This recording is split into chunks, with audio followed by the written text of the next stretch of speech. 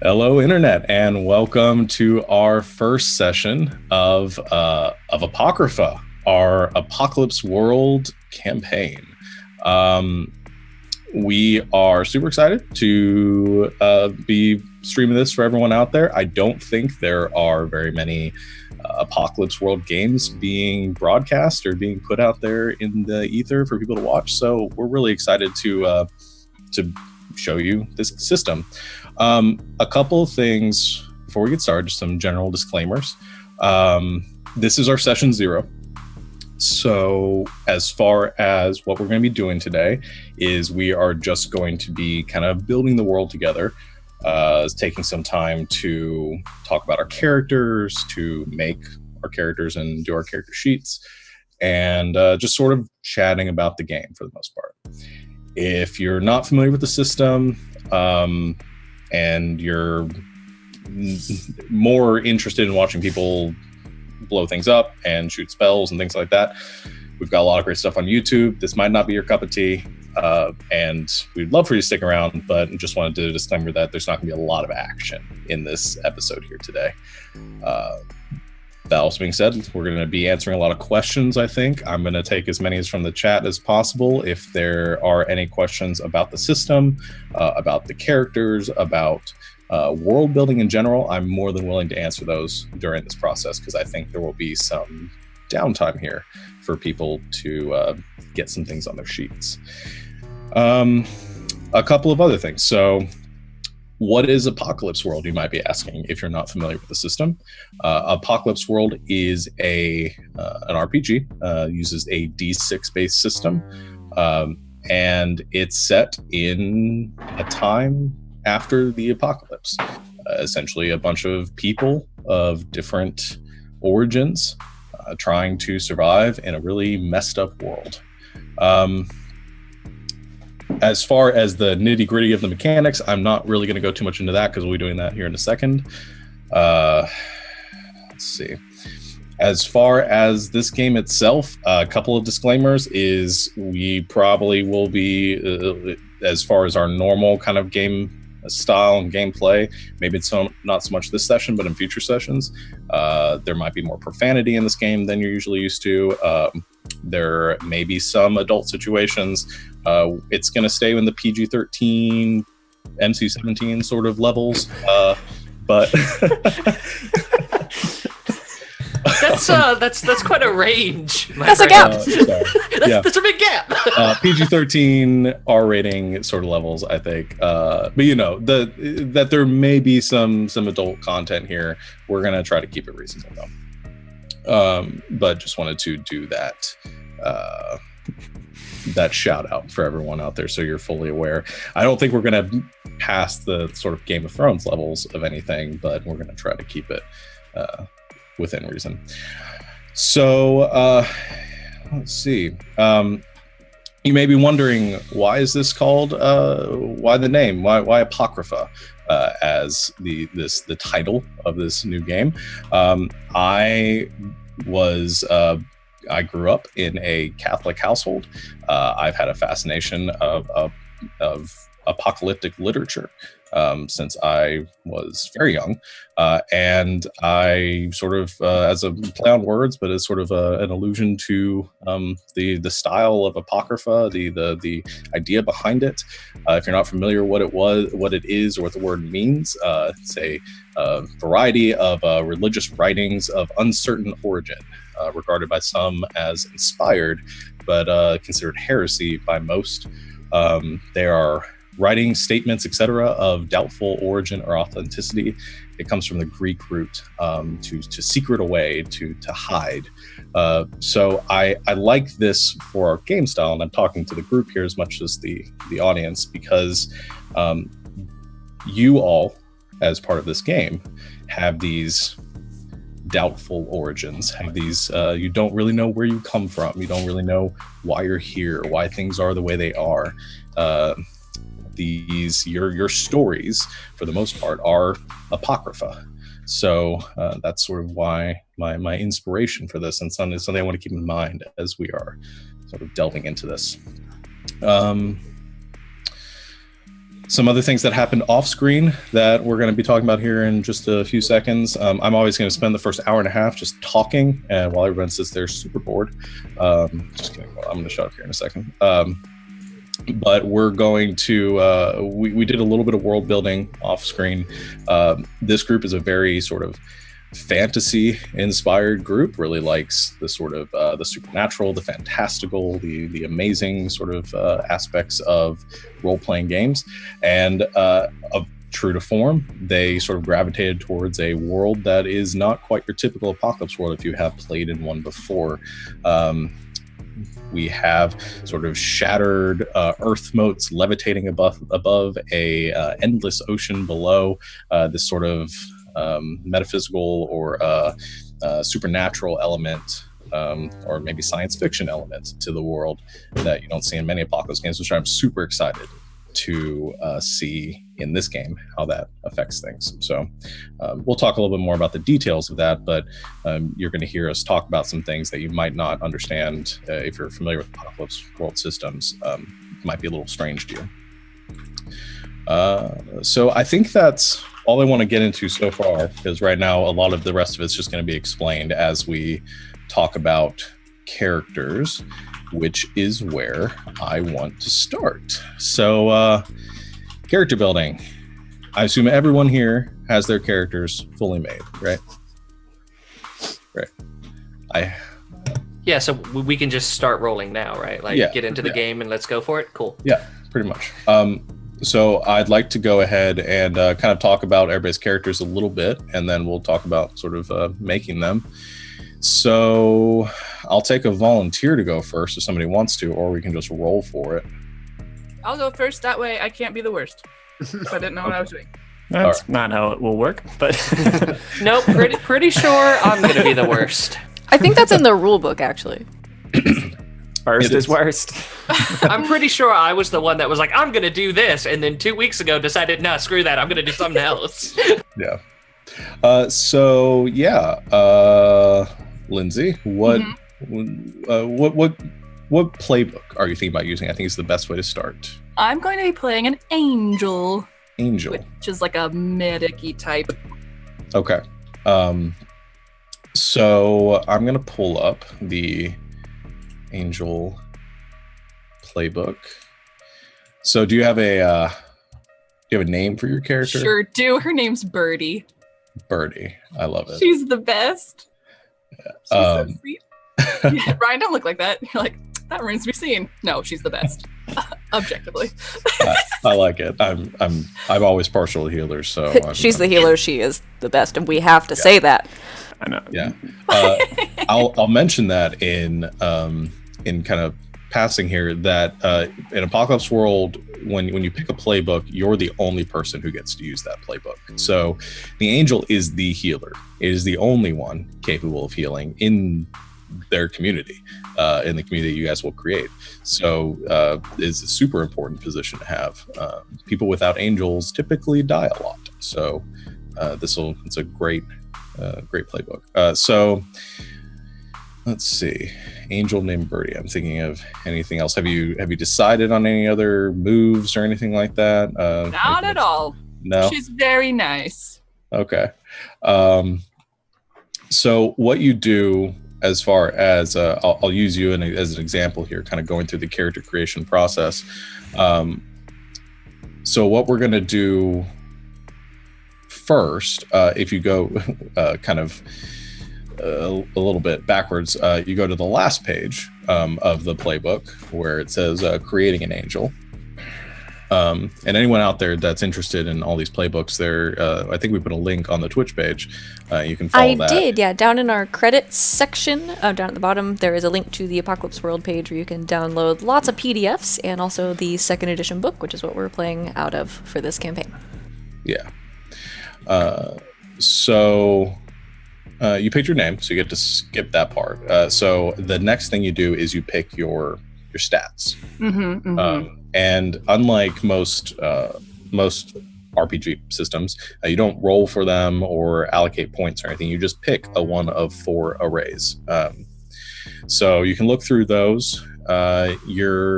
no matter which one you pick, your sharp is always going to be 2 because that's sort of your main stat as an angel, and sharp is sort of a measure of your mental acuity.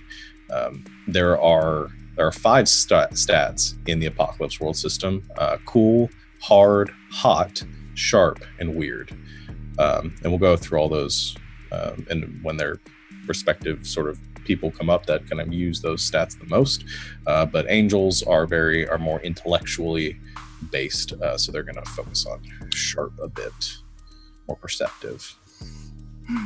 So I need to choose one of those right Yeah. now. Right now. Right now. Okay. So I can go through the other, if you want to go ahead and do the descriptions of kind of to understand what cool, hot, hard, Yeah, hot. do that. Okay, so cool is your one of the most relevant moves to it is the ability to act under fire. It is your Han Solo stat. It is your ability to accomplish impossible tasks in situations that would render them so. So if something difficult's happening, your ability to stay calm, stay collected to accomplish things when adversity is against you, that's cool. Hard is just how much of a badass you are. It's your ability to force people to do things for you. It is how aggressive you are. It is your sort of intimidation, strength, and brutality sort of all wrapped up into one. So you're hard, you are a hard individual. You are somebody who is tough. Hot is sort of the charisma of this game. So if you're hot, then you have the ability to sort of get people to do what you want them to do using more subtle tactics. It doesn't always make you the most attractive character. I've seen people play hot in a lot of different ways. It is just your innate magnetism. So that's sort of how I interpret that. And then weird is very specific. It is your ability to sort of tap into the psychic maelstrom, which is the supernatural force that sort of emanates through the world. It's sort of, you can think of it like a magical energy, like the supernatural. It's your ability to tap into the supernatural, because everyone can do it. People with weird have an easier time doing so. Okay, and then your sharp is your Sherlock stat. Sharp is Sherlock, yeah. Okay, I'm probably going to go with the first array of cool +1, hard 0, hot +1, sharp +2, weird -1.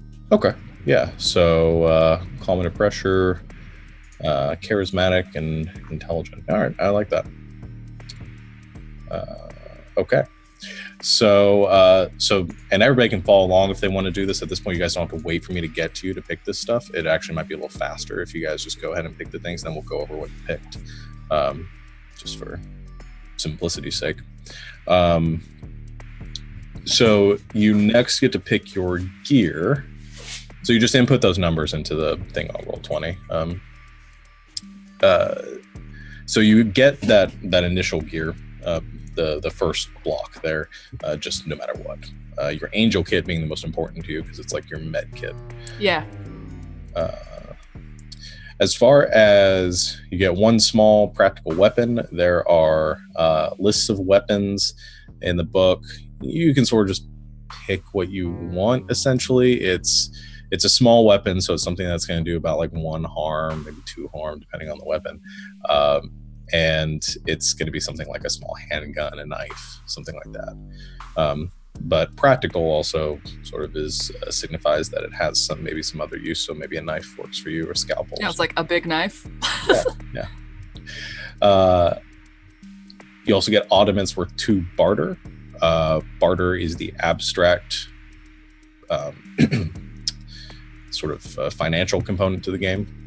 Is the economy of whatever world that you guys create. So just mark down 2 barter somewhere. It's sort of odds and ends, food, valuables, things like that. And then fashion suitable to your look. That's just, you get to decide how you look and what kind of clothes you wear, including, if you decide, something that gives you a little bit of armor. which one armor is pretty basic. It can be as simple as like a leather jacket, essentially. Yeah. Okay. And Okay, then, great. yeah. Oh, yeah. The list of practical weapons is below. I totally missed that. So Yeah. yeah, No, I got it. yeah. I missed that. So No, you're good. you can pick one from there. All right. I'm probably gonna go knife. Okay. Don't have to reload a knife. You don't have to reload a knife. Yeah. Are you sure? Not that knife. Maybe a knife. There might be some knife in the world you guys will come across. You have to reload, but it's not this one. And then you get to pick your look. It's not so important. It just kind of gives you some inspiration for what you want to look like, some ideas there, Okay. like mechanics based. And then the most important part there is you get to choose your moves, which those are located, I think, on the second page. Nope, the first page of the angel sheet. So you get to pick 2 from Sixth Sense, Infirmary, Professional Compassion, Battlefield Grace, Healing Touch, and Touched by Death. Well, with -1 weird, improv's definitely not. No, because I do sharp instead of weird. Never mind. Yeah. So the Sixth Sense gives you better capacity to tap into the psychic maelstrom. Don't think I will. I don't think that's a thing I'm gonna do. Okay, Ever. that's fair enough. Probably definitely gonna do infirmary. That sounds worthwhile for all these knuckleheads I'm gonna be dealing with. Yeah. That's you guys. That is also, so you'll reference the Savvy Head rulebook for that one, because you get to work on patients like a Savvy Head on tech, and you get to kind of learn things from them when you work on them. Okay, and then I'll probably do Battlefield Grace, because I think when you advance, you can get more moves from your class, right? When That's one of your options. You can, yeah. There are 2 options to get a new angel move. So you can get a maximum of 2 more angel moves, I think, from your class. Okay, yeah, I'm satisfied with Infirmary and Battlefield Grace for now. Okay, fair enough. And as far as history, which is abbreviated as Hex in this game, they describe it in the rulebook like a prescription being abbreviated, or diagnosis being abbreviated. So we'll do that in a little bit, because you're going to need to know the other characters first. So that's Birdie. All right, so let's move on. Who wants to go next? I'll go. Go fast. Go, I assume. Yes, Savannah. I am bad at making decisions, so I need you guys' help. Okay. What do I say first? What I did over my summer vacation? Yes. I need your book report, and Ah, jeez. yeah, go ahead and tell us what playbook you're using. I am playing the Gunlugger Gunlugger. Okay. for this, which has a great little description. But essentially, I'm the big guns. I have lots of weapons, and I lug the guns, essentially. I also shoot them. And did you come up with a name for your character? I don't know did. why I'm asking. I know you have a name for your character, My character's name is Tesla Tacoma. which I love. Yeah, so I'm playing Tesla Tacoma, the party gunlugger, Okay. which I'm very excited about. And let's go through the Gunlugger book. So the Gunlugger is the sort of, if you're going to liken it to like a D&D, because that's a system that we're all familiar with, sort of the barbarian of the Apocalypse world system, just all about murdering things, essentially. So with the Gunlugger, you already have your name, so that's great. And you get to choose your stats. Do you know which stats your main stat is hard? Yes, I did pick a stat array. So I have +1 cool, because I feel like I'm a little cool. +2 hard, -2 hot, +2 sharp, and -1 weird. All right, so you are pretty perceptive, intelligent, and bit of a badass. Tesla's very like down to earth and like here in the moment. Not very good at getting people to do things for you, as with your wiles or with your. You don't need wiles when you got a big fuck off gun. Yeah, no, I think that's fair enough. And then also another person not very good at tapping into the maelstrom, so a bit more normal. Okay, I like it. And you get, and I quote, one big fuck off gun, or sorry, one fuck off big gun, 2 serious guns, 1 backup weapon, and then armor worth 2 armor, which is pretty good for this game. Yeah. And then ornaments worth 2 and barter. then 2 barter. So I decided that my fuck off big gun was gonna be a silenced sniper rifle. It does 3 harm, far range, high tech. So Tesla's a sniper. I guess I should be writing this down, huh? Yeah. So I'm gonna do. Just gonna abrev for right now. Sniper rifle. And then for my 2 serious guns, I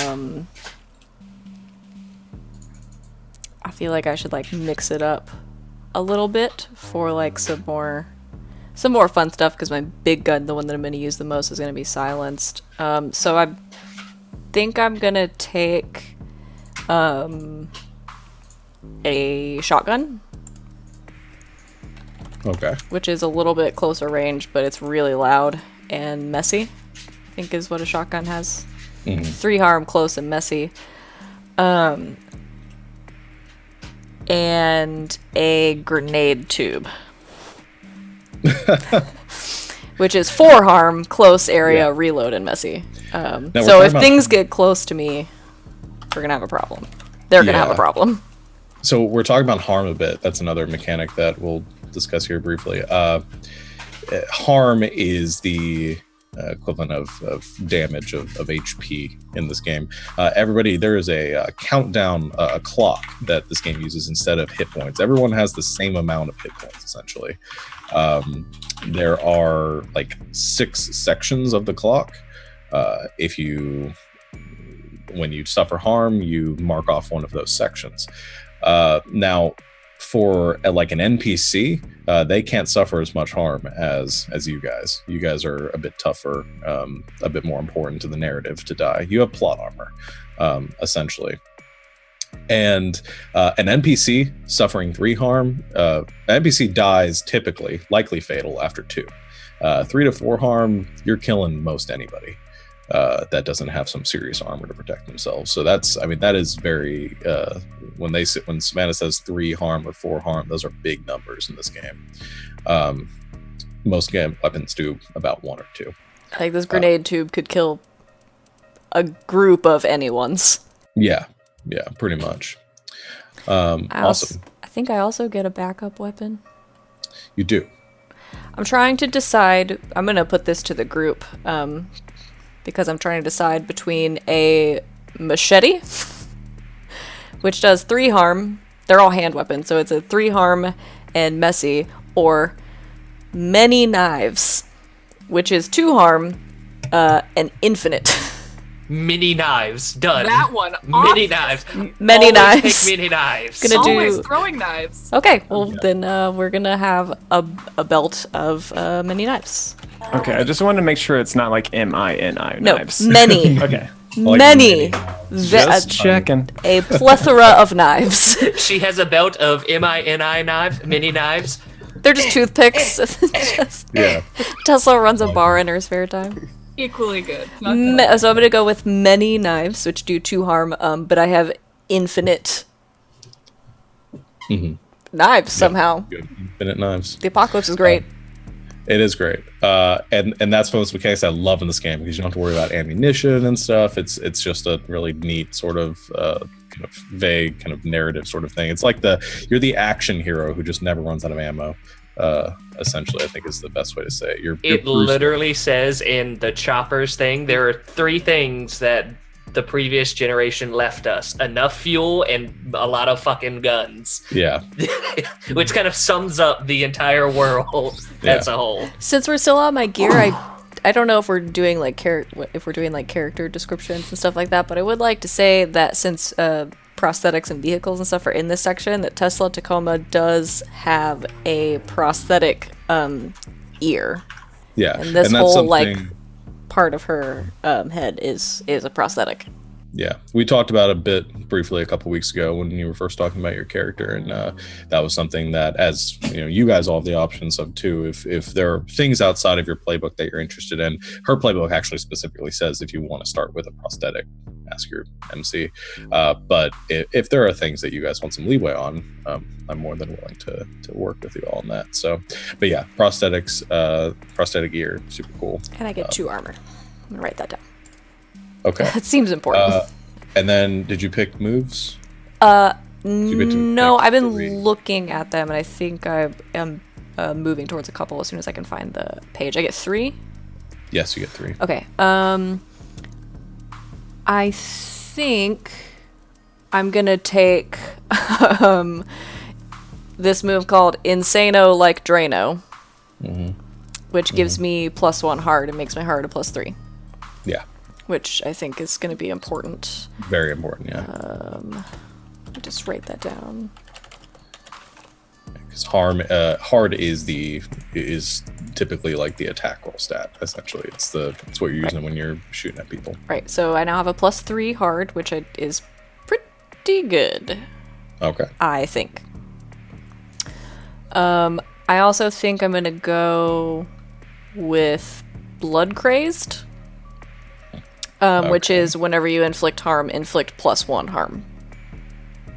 Yeah. So all of your guns now do 1 more. So So my grenade tube does 5 harm. Holy crap! Just gonna. Which is, I mean, that's enough to kill some of you outright. I could kill all of you. So I have to pick my last one, which I am going between a couple of them. Prepared for the Inevitable gives me essentially an angel kit, a 2-stock angel kit, but I don't think I really need that because we have Birdie, and I feel like she's like ready to go. So I think I'm choosing between Battle Hardened, which is when I act under fire, when I stand Overwatch, roll + hard instead of cool, which means I'd be using my hard for my my act under fire rolls, which is pretty cool because my hard is 2 better than my cool. Or not to be fucked with, which is in battle you count as a small gang with harm and armor according to your gear. Yeah.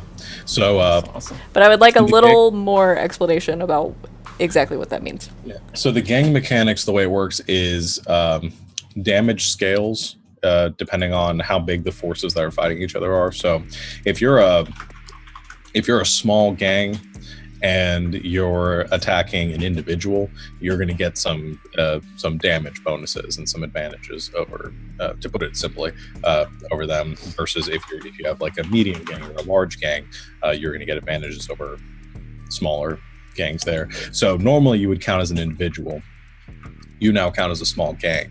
You could essentially fight another small gang on equal footing By myself. Yeah. Yeah. No, that's pretty dope. So it's either that or being able to roll hard, which is my best stat, like bar none, when I act under fire, when I stand Overwatch, when I would have to roll cool. Yeah, against a single person, you inflict +1 harm and you get +1 armor. As a small gang. As a small gang. So I would be inflicting 6. My grenade tube would be doing 6 harm To a single person. to one person. I'm going for like a very specific character here, you guys. Yeah. And that character is destruction. It is. It's Yeah. pure destruction. Death Now, herself.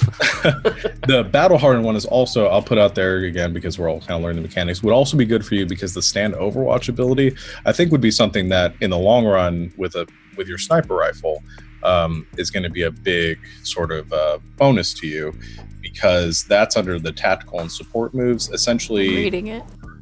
Okay, yeah. You're standing overwatch on them, you're watching them. That does make a lot of like narrative sense. Yeah.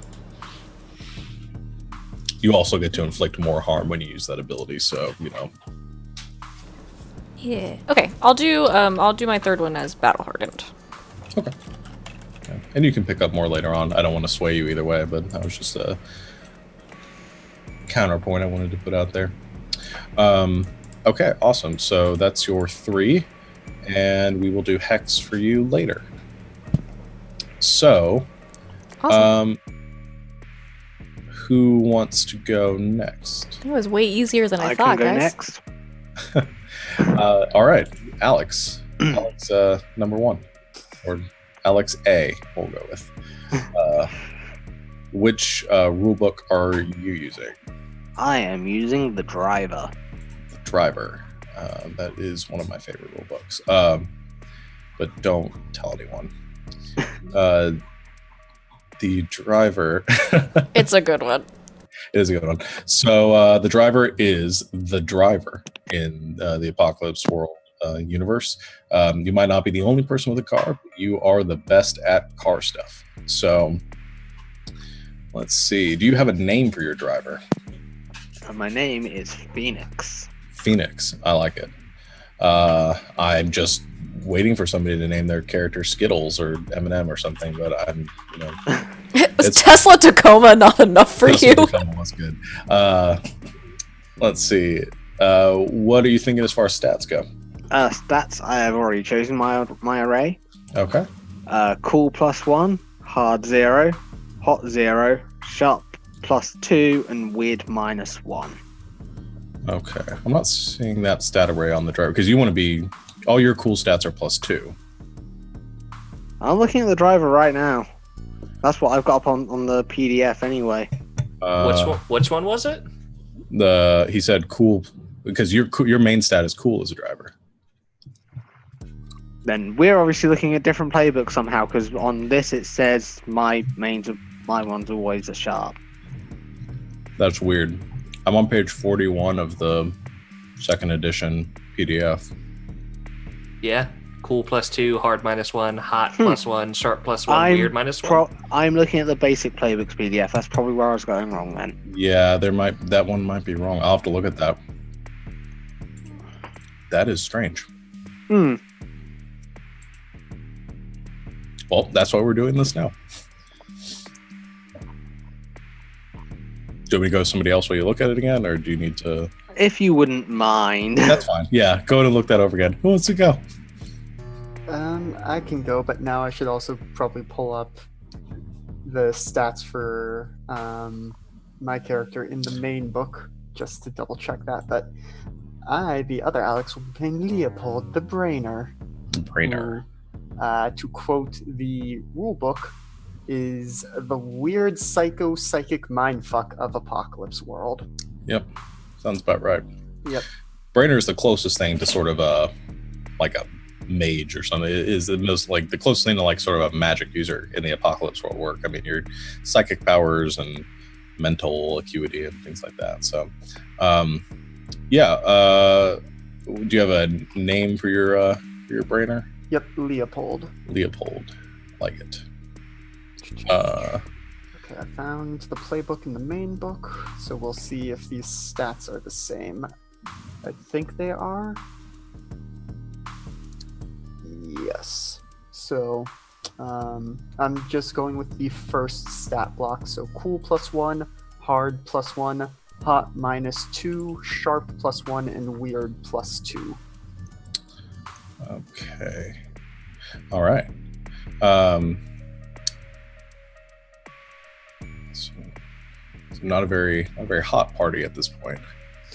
No, but I could potentially take one of my brainer moves. I don't think I'm going to take this one, but unnatural lust transfixion. When you try to do someone, roll plus weird instead of roll plus hot. But Yeah. they're just, all the moves are so good, and I can only pick 2. But Yeah. we'll get to that in just a minute. So you picked your Ray. So your gear, you get 1 small fancy weapon. Yep, No, so fancy. Tesla and I are going to have a lot to bond over because I also have hidden knives, 2 harm, hand, infinite. Like it. Infinite knife buddies! And I think that's also going to double as my armor because I'm imagining Leopold is basically wearing a suit jacket and the suit pants, but not, an undershirt or anything, and just the knives are sequestered all over to the point where it just acts as a layer of armor. All right. Yeah, I like it. I like it. And he has a tie, but he wears it as a scarf rather than a tie. Okay. Also, I mean, not that anyone would really know what ties were or what they were supposed to be for initially. So I like it. So you get 2 brainer gear. Tell us about that. Yes. So the one I'm for sure taking is the Violation Glove, hand high tech. For purposes of brainer moves, mere skin contact counts as time and intimacy. Yeah. So most of the brainer moves require time and intimacy, which, is up to whatever that means. But with this, I can just boop, and now I can fuck with your head. Yeah. That's and that's a big thing for brainers because I sort of think of most of them as sort of like psychologists. I mean, essentially, you have to sit with somebody in a chair in a room and be like, "So, tell me about yourself," in order to get those moves. This way you can be more sort of aggressive with your mind fuckery. Yep. All right. And then for the other gear, I guess the 2 that I'm looking at both are tag high tech. What does tagging someone mean? Let's see. So there's the implant syringe. After you've tagged someone, if a brainer move allows you to inflict harm on them, inflict +1 harm. Or the receptivity drugs. Tagging someone gives you +1 hold if you use a brainer move on them. I think I'll look it up if I remember right. I think tag is you have to have had some sort of physical contact with them, but at the moment you use the ability, you don't have to be in contact with them at that time. And whereas like hand is you have to actually be touching them to use the ability. I'll double check on that, but I'm pretty sure that's what that description means. Yeah, so the reason I'm deciding between those is because I know we talked a little bit about not getting too much into backstory yet, but whether I want to, I think with the gun lugger and I believe with Kyle and Alex's characters will be slightly more combative. I think I will be somewhat more of a support role, so leaning more towards the getting holds on people and getting information. So I think I will be doing the receptivity drugs. Okay. And... I like that. Yeah. Yep. Okay. And then you get to pick your moves. Yes, which is they're just all so good. Okay. So I think the one I will for sure be taking is Deep Brain Scan. When you have time and physical intimacy with someone, you can read them more deeply than normal. Roll plus weird, and then I can ask questions. But then the other ones, I'm not sure which I want to do. I can either get one that lets me go aggro on someone without going aggro. I can implant commands in someone. I can do the one that lets me roll weird instead of hot for seducing. I can do one that for reading people is plus weird instead of plus sharp, but I already have sharp +1, so I may stay away from that. And then there's one that just gives me +1 weird to bump it up to 3. So, guys, which one do I take?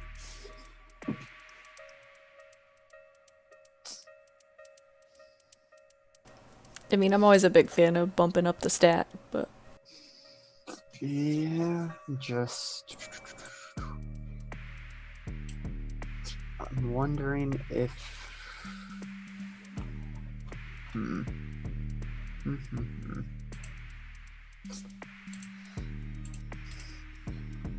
Alright, I think I'll do... Did you say you were doing the direct brain whisper thing? I think I'm for sure doing deep brain scan, but I think I may do direct brain whisper so that I have some offensive brainer move. I as a just backup. love the like cinematic look of that, just like making creepy eye contact with someone across the battlefield. They're just like, oh my gosh. Yeah. So I think I'll go with that, and I'll pick when I level up. I will probably prioritize other moves. It's pretty cool. Okay. Yep. I checked on the tag, by the way. So the character has to touch her target to use it, but only an instant of time. There's no need for the subject or target to cooperate. Contrast is to applied. So tag just means that you have to be able to touch them, but that's about it. They don't have to be willing creatures to do that. Okay. Okay. And is that everything for Leopold? I think so. All right. Other Alex, are you Fixed it. fixed it? All right. Just I think the PDFs I had were the old edition, which are still on the website. So Yeah, because we're using that's this. probably where that's where confusions happened. But I Gotcha. fixed it. Awesome. So you got your stats, which are Cool 2, hard 0, hot 1, sharp 1, weird -1. okay. It's got another character with a positive hot stat. And still only have one character with a positive weird stat, I think. Interesting. I'm taking notes of this not because I want you guys to change, but because I need to think about where I'm going to mess with you. So, so gear. You get a handy weapon, ornaments worth 4 barter, and fashion suitable to your look. So what's your handy weapon? My handy weapon, it is a Magnum. 3 Magnum. harm, close, reload loud. I like Not good for drive-bys, but I can run people over. it. Yeah. I'll And you snipe get to- from the backseat. You get to go all Clint Eastwood. Oh, yeah. So, yeah. And if you aren't driving a Gran Torino now, I'm going to be sad. So, let's see. You get... So, I want to go over your car a bit, but let's go over your moves first. What moves did you pick? I picked reputation. Whenever I meet someone important, I roll plus cool. And depending on the result, they've heard of me, and I get to say what they've heard. I can just get a little boost while dealing with them. But if I fail it, the lovely, kind, wonderful MC gets to decide what they've heard. All right. I like that a lot. I Cool. figured you would. And the other one I took was collector, which just means I have 2 more cars. Holy crap, because you don't have enough cars already. Because you get to start with... How many do you get to start with? Man? I believe I just start with 1. Okay, so and yeah, it's just through my And moves I can get extra you can cars. get 2 more. Okay, so you get to start with 3 cars now. Awesome. So are you still working on your cars, or do you have an idea of... I have finished one of my cars. Okay. Let's go over that. I think this is your main car, I assume. And then Yeah, this is the main car. This is baby. Okay, This is baby. This is what no one should ever hurt for fear of painful magnum to the brain. Okay.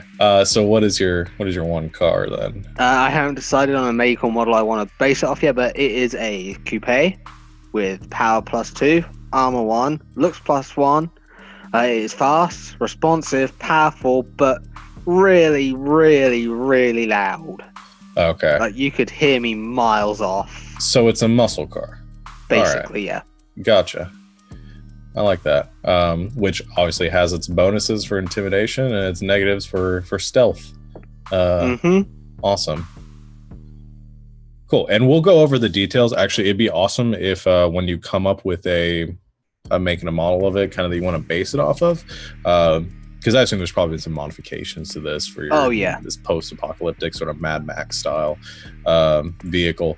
It just, we'll get some pictures together because I think that would be cool to have as reference for the group. Awesome. So I think that just leaves Ryan and Cal. So which one of you guys want to go? I mean, Ryan has the most important, so he should go. And he's muted. He's also muted.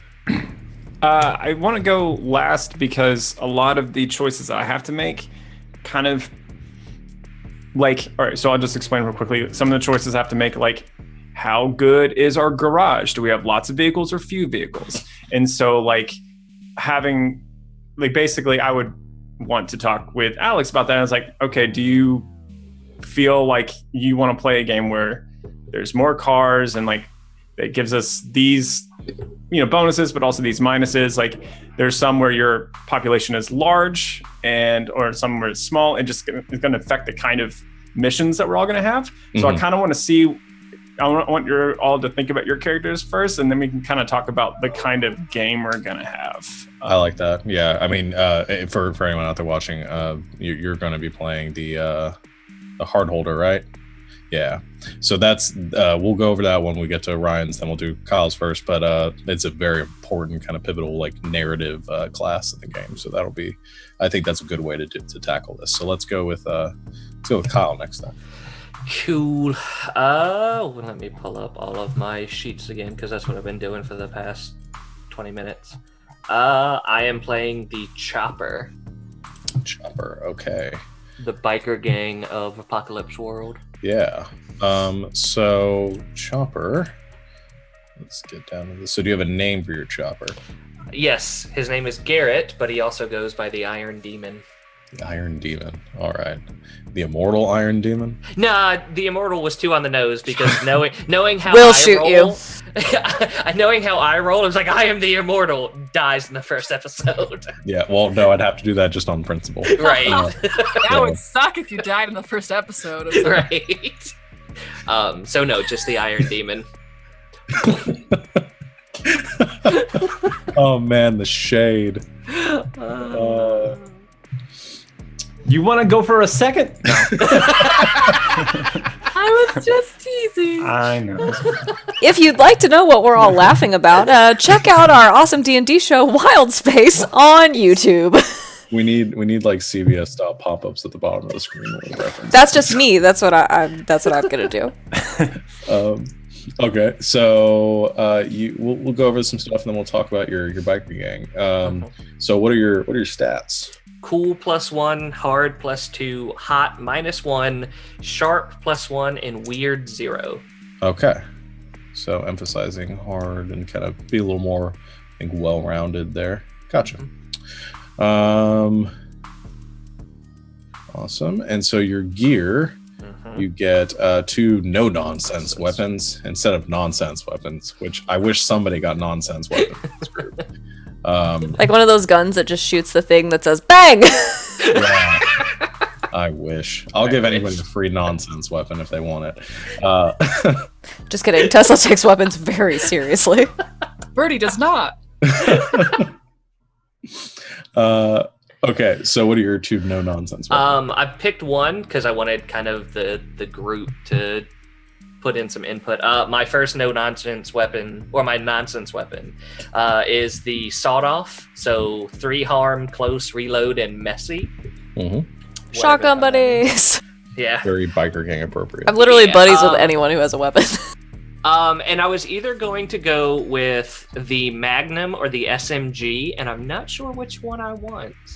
Because the Magnum is 3 harm, close, reload, loud, but the SMG is 2 harm, so less harm, but it's auto fire. So I'm not sure if I want to go for, like, as the driver Alex said, the whole drive-by thing, because SMGs would be perfect for that, or straight up damage.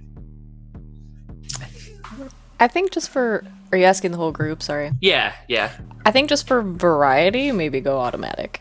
That's what I was thinking. Because I have like SMG. I have a lot of like one shot. I have the most guns, and all my guns are like one big shot. Cool. And then I think Alex has a pistol. I don't even know A that Magnum. I get a gun. I have a Magnum. We are your guns. Maybe for a little variety and a little spray. Cool. Spray and pray. I like it. So I have a sawed-off shotgun and an SMG. All right. And then that'll bring us to, I think your moves are predetermined because you get the 2. Yeah, I get the all the basic moves and I get both chopper moves, but I can use all the battle moves. Okay. Yeah, well, everybody can use all the battle moves and all the basic moves. Cool. I believe so. I guess check if anybody's sheet says they can't use the battle moves, then let me know. But yeah. And for you and Alex, I put the Road War moves on the on Roll20 so that you have those easily accessible to you.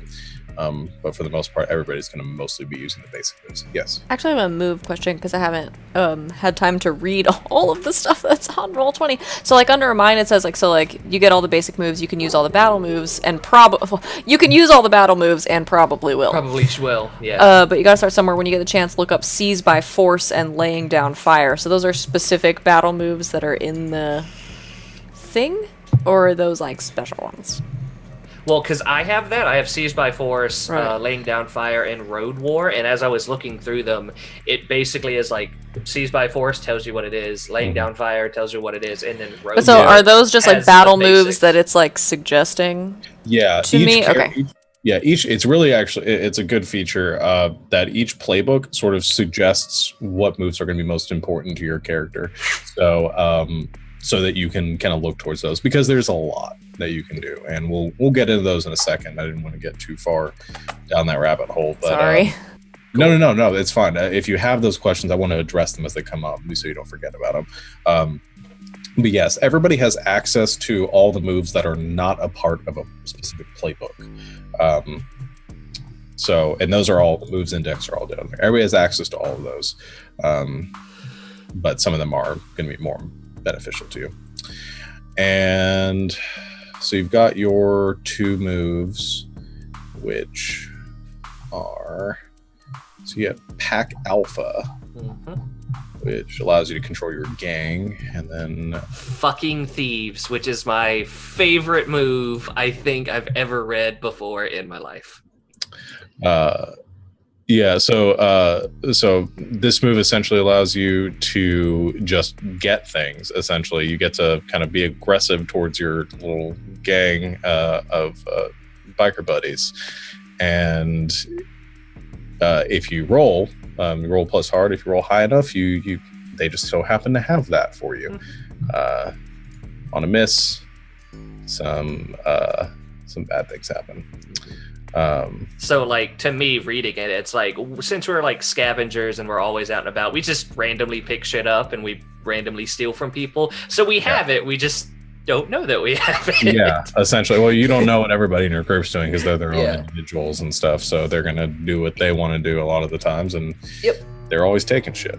Okay. And so you get to detail your bike and your gang. So tell us about your bike. My bike, by default, and I'm reading this from here, so it by default it has 0s in everything, so speed, handling, armor, and massive. I can pick 2 strength, 1 or 2. So I'll leave that up to you if I pick 1 or 2. Let's see. I'm just gonna say if you take 2 strengths, you have to take, Because looks, I also get 1 or 2, and then weakness, I choose 1. Yeah, I mean, I don't see why. I mean, there's no real reason why you can't take 1 or 2. It's just more for you to keep track of. I mean, that's up to you. I'll say for this, you can take 1 or 2 strengths, or you can take 1 or. So if you take 2 strengths, you take 1 looks. You take 2 looks, you take 1 strength. Okay, cool. I can get rid of that. So it is fast and aggressive. That's its strength. Its look is sleek. Its weakness is guzzler, and the battle option, I just now noticed this, speed or handling. Probably speed, because I want it fast. Okay. So I'll take +1 speed. Okay. Right. And a lot of these options that they bring up in the game, I mean, these are all these descriptors that we're talking about are things that I'll essentially get to exploit later on, or that you guys get to use for your advantage. So the fact that your vehicle's fast, if you're going up against another vehicle and you say, well, I ask about your car, or you say you're trying to outrun them, you tell me your vehicle's fast, theirs isn't, you're just more likely to get the edge on theirs. It's a very simple way of doing it. Okay, so you've got that, and then your gang by default has 15 violent bastards with scavenged and makeshifts, weapons, and armor. No discipline, which is makes things more difficult for you. So, but you get to choose two things to sort of countervent or circumvent that a bit. Yep. I picked well disciplined, so I dropped the savage. Okay. And I changed it from a small gang to a medium gang, so it now consists of 30 or so violent bastards. Okay. So you added savage and that. All right. And then I get to choose one of the what is basically like the vulnerabilities to it. Mm-hmm. And this was a question I was going to ask you. It says in the second one, like vulnerable, grounded. What the heck does that mean? That is going to be because it's like they're picky and high maintenance, so vulnerable, grounded, and I could not find that anywhere in this book.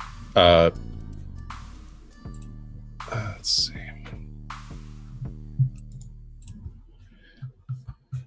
I can find the page for that because I was just on the page for that, but of course it's taking forever to do that. I'll find the description for those. Okay, cool. So that's kind of the one that I was looking at. Because I really don't want them being able to break down all the time. That kind of defeats the purpose. I don't want them to desert just because I know that in the story some of them will, but the whole basis of my gang is very tight-knit. I'm already kind of obligated to someone since we're in Ryan's domain, so that's kind of a thing. And I didn't want them filthy, so I'm going to pick... your gang's bikes are picky and high maintenance, grounded. So better quality, like... bikes, but because we're in apocalypse world, you have to stay probably within the hard home to fix them. Okay. Excellent. So I think that just brings us with the to the hard holder then. You ready, Ryan? You did, and now I'm back, right? Okay. Yeah, I think so. Okay, so all right, so my character's name is going to be Solomon, which with Apocrypha kind of made me want to go for an Old Testament king name. My stat block I'm going to go for is kind of like everyone else except for Alex, OMG Alex, with cool 1, hard 2, hot 1, sharp 1, weird -2. Okay. I think I'm gonna be my late 40s, early 50s. Got mostly gray hair, some stubble, tall, mostly solid build, but borderline dad bod going on. And okay, so the first choices I need to make, my personal fashion. I kind of feel like he probably wears like an old like military jacket or something like that. But it's mainly just like jeans and t-shirt, belt, boots, that sort of thing. Okay, so when we're talking like old military jacket, like American military, like fatigues, or like yeah, kind of like fatigues. I mean, what I had in my head was like a Vietnam jacket. That kind of okay, so a little older than old. So yeah, I mean, we could also like make it like for some future war that has not happened yet, and from that time, and if we want to change the style up or anything, you can like. I'm not that. I'll let you dictate the style. I just want Okay. to get a mind picture about it. So, I mean, I think it's not from a specific war that we all know about. I think it's from a future war, but it still has that kind of classic look and style to it, I think. I like it. Okay. So it's a brown coat. Yeah, pretty much just a brown coat. If you want to pull this. Wait, are we doing Firefly again? That was a Firefly reference. You guys already do Firefly. Oh, is it? On Mondays, Wild Space. No, I wanted to see if you'd get the reference because I know you're one of the people that wouldn't get the Firefly reference, so I made it. That's funny. If I'd like to start with a vehicle or prosthetic, get with the MC. I don't know. I'll get back to that one. Improvement. Do I need to worry about that yet? No. Ignore that for now. Okay. Look, whenever that moves, get basic moves and hard hold moves, which I don't get to choose. It's just the 2. All right, so we can start picking stuff about the holding now, I think, right? Is that all? Or is there another step that I forgot? No, that's basically it. I like that you're going last because we can all kind of talk about this a bit because there's more to the holding than what is just on your sheet. Because where I kind of want to start now is a little bit of kind of branching outside of our characters in the world. So you're getting to pick, or your group, and you get obviously the final say on that because it is your hold. What the hold is, where it's located, what it looks like, kind of what if it's built on the remnants of some old technology, or if it's something that has been or old infrastructure, if it's something that's been built entirely by you. So what I was thinking is that my group has found an old train wreck, just like a really long train that's kind of like crashed, and it was all sprawled around, and we've used all the cars to kind of build a kind of fortress. It's got walls, like it's maybe half walled, maybe it's like I don't know where this wreck happened, but I think I like the idea of like using them kind of as walls, also as kind of like stacking them together to make like dormitories and stuff like that. So it's like it's not like the most, because that stuff probably. Hey, shush. And some of the cars, I think some of the train cars were probably just like just storage things. And I was thinking that because we have a chopper and a driver, I'm probably going to pick one of the things where you have like a good garage. So probably gonna have a lot of the train cars holding some vehicles and stuff like that. Okay, so we're backing up with the actual like, layout of the car. So you've pulled these pieces of the train, the different train cars together to form this sort of community. Part of sort of I think what we all came up with the earth moats and the kind of floating shifting landscape. Do you envision yours being a part of a like larger landmass and just kind of stuck in the center of it? Are you like on the edge of a cliffside? Are you on like a smaller kind of floating island that you have to figure out ways to get down off of? Okay, with that in mind, I think maybe we're just at the edge of one of the crack. Maybe this wreck happened whenever those cracks were formed, and maybe there's like still one car kind of swinging off the edge or something like ridiculous like that. But I think, maybe only partial. So I think what I'm picturing is, here's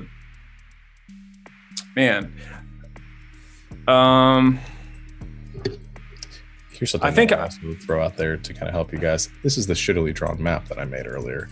Yeah. Let's get up. So we get kind of different elevations. So the green is one elevation, the blue is the water below, the brown is the higher elevation that kind of float over. The land masses are in movement against each other. So if you guys are on some of the brown land masses, the green land masses are going to be shifting underneath you. If you're on the green land masses, the brown ones are going to be shifting over you. So, enjoy. Okay. So, all right. So it is an ocean, though. It is essentially the land masses themselves are floating. Probably, I'd say it's lower atmosphere. I'd say probably less than a mile off the ground. Okay. So you're off the ocean surface. It's this endless expansion of water underneath you. Okay. So endless water, medium floating land, and then a high floating land. Mm-hmm. Okay. I think I want to be on like the medium ones because I feel like that gives us some place to go up to. Yeah, and fun stuff to like the old overworld is a thing that maybe most of us haven't seen yet. That can make some fun stuff, and we're in the lowland or something like that. All right. Can we call it the overworld? You can. I love that. Okay. Amazing. Or we can call ourselves the underworld. I like that. If you want to do that, I mean, just for thematically. And so then below us is Waterworld. That's Nope. That's Nope. That's Yes. Yep. Yes. Nope. We're not doing Waterworld. Yes, I doing draw the line at doing Waterworld. Kevin Costner is now a figure in my world. He's. We're gonna get into that. There's gonna be lots of Waterworld memorabilia, and you guys are gonna find. No, I love that. Okay, so do we pay with stuff in dirt now? See, we just make it rain dirt on the water world above. We're like, Savannah, I see that look. I'm sorry. I have so much dirt. All right, overworld, underworld. But now, guys, we gotta think about this. Like, part of our vehicles, like we might want like something like a water, like a sea-doo or something. Like if we ever want to go down. So what I'm probably thinking here. So you have a lot of land, and I just kind of put out a mileage here. It might be even these distances might be a little small for what I'm thinking. But I mean, for the most part, you guys don't. For the way the game works, you don't do a lot of traveling. The most traveling you're going to do is when you're in a car. Like the driver's probably seen more of your world than anyone else. But yeah, I mean, having the ability to get down to the water is something you can think about, like whether that's possible, whether that's something you guys have the capacity to do, whether going up, if you have any capacity to do that too. We know that you have the capacity to travel the land masses around you because you have cars and bikes and stuff. But traveling up and down, that's going to be up to you guys, and kind of using some resources to do that. Hell, Alex has 2 more vehicles to choose, so you could make one a jet ski and another a helicopter. A helicopter. I was expecting a hang glider. Helicopters are cool. What are those? What are they? Not ultra. Not that's a cigarette. Ultralight. What's the thing? It has light in the name. I know It's Coors Light. Coors Light. I think they are. I thought ultralight was. Is it ultralight? Mm-hmm. I think they are. Yeah. All right, then. Yeah, I mean, we could have like one of those, like more of like a scout vessel, but it'd be really quiet. See Tesla Tacoma with her sniper rifle, anyway. Okay. Please. So let's get to vehicles later. Let's go back. Yeah. And everyone, I know you're all doing stuff too, but try to pay attention or read along with this if you can, because it's a lot of stuff and a lot of different options. But by default, the holding has between 75 and 150 people. And then the way that they form these sentences is a little confusing to me. Like when it says for gigs, a mix of hunting, crude farming, and scavenging. What does that mean for gigs? So that means the jobs that you guys can, your gigs to earn barter is going to be something along, either going to be hunting, farming, scavenging, things like that is what you're earning barter through doing. Okay, so by default, hunting, crude farming, scavenging, which makes it we don't have a lot to barter with, and we're hungry. Yeah, so surplus and want, those come into effect at the beginning of the session. When you're in want, if you don't, we'll get into that, but there are times when I will make moves that will put you guys in surplus and you guys will get benefits from that. There will be times when you'll be in want, and then all these negative qualities, these negative descriptors that you guys have might come into play. So hungry means that when things are going bad, your group, your people are going hungry, and they're starving. Essentially, that's your constant sort of fear there. Hey, bud, calm down. Sorry, I have to watch my dog tonight. So. That's okay. Okay, so also by default, it's a makeshift compound of concrete, sheet metal, or rebar. Yeah. Gang gets +1 armor when fighting in its defense, which like could be the train cars and stuff like that. Yeah. An armory of scavenged and makeshift weapons, a garage of 4 utility vehicles and 4 specialized battle vehicles, and a gang of about 40 violent bastards, which gives us 2 harm and are in 1 armor. Yeah. Mm-hmm. Wait, no, or is that minus? No. It's 2 harm. So you have a medium-sized gang that inflicts 2 harm against other medium-sized gangs, and they have 1 armor. Okay. All right. Cool. Sorry. All right. Now here's where the choices happen, and those are the defaults, and some of those things can go up and down. Sorry. Go ahead. Yeah. Sorry, Savannah was raising her hand. I just wanted to. I didn't see it. Oh, sorry. I was just gonna make a funny comment. Go for it. Am I head violent bastard? Yeah, for sure. Thank you.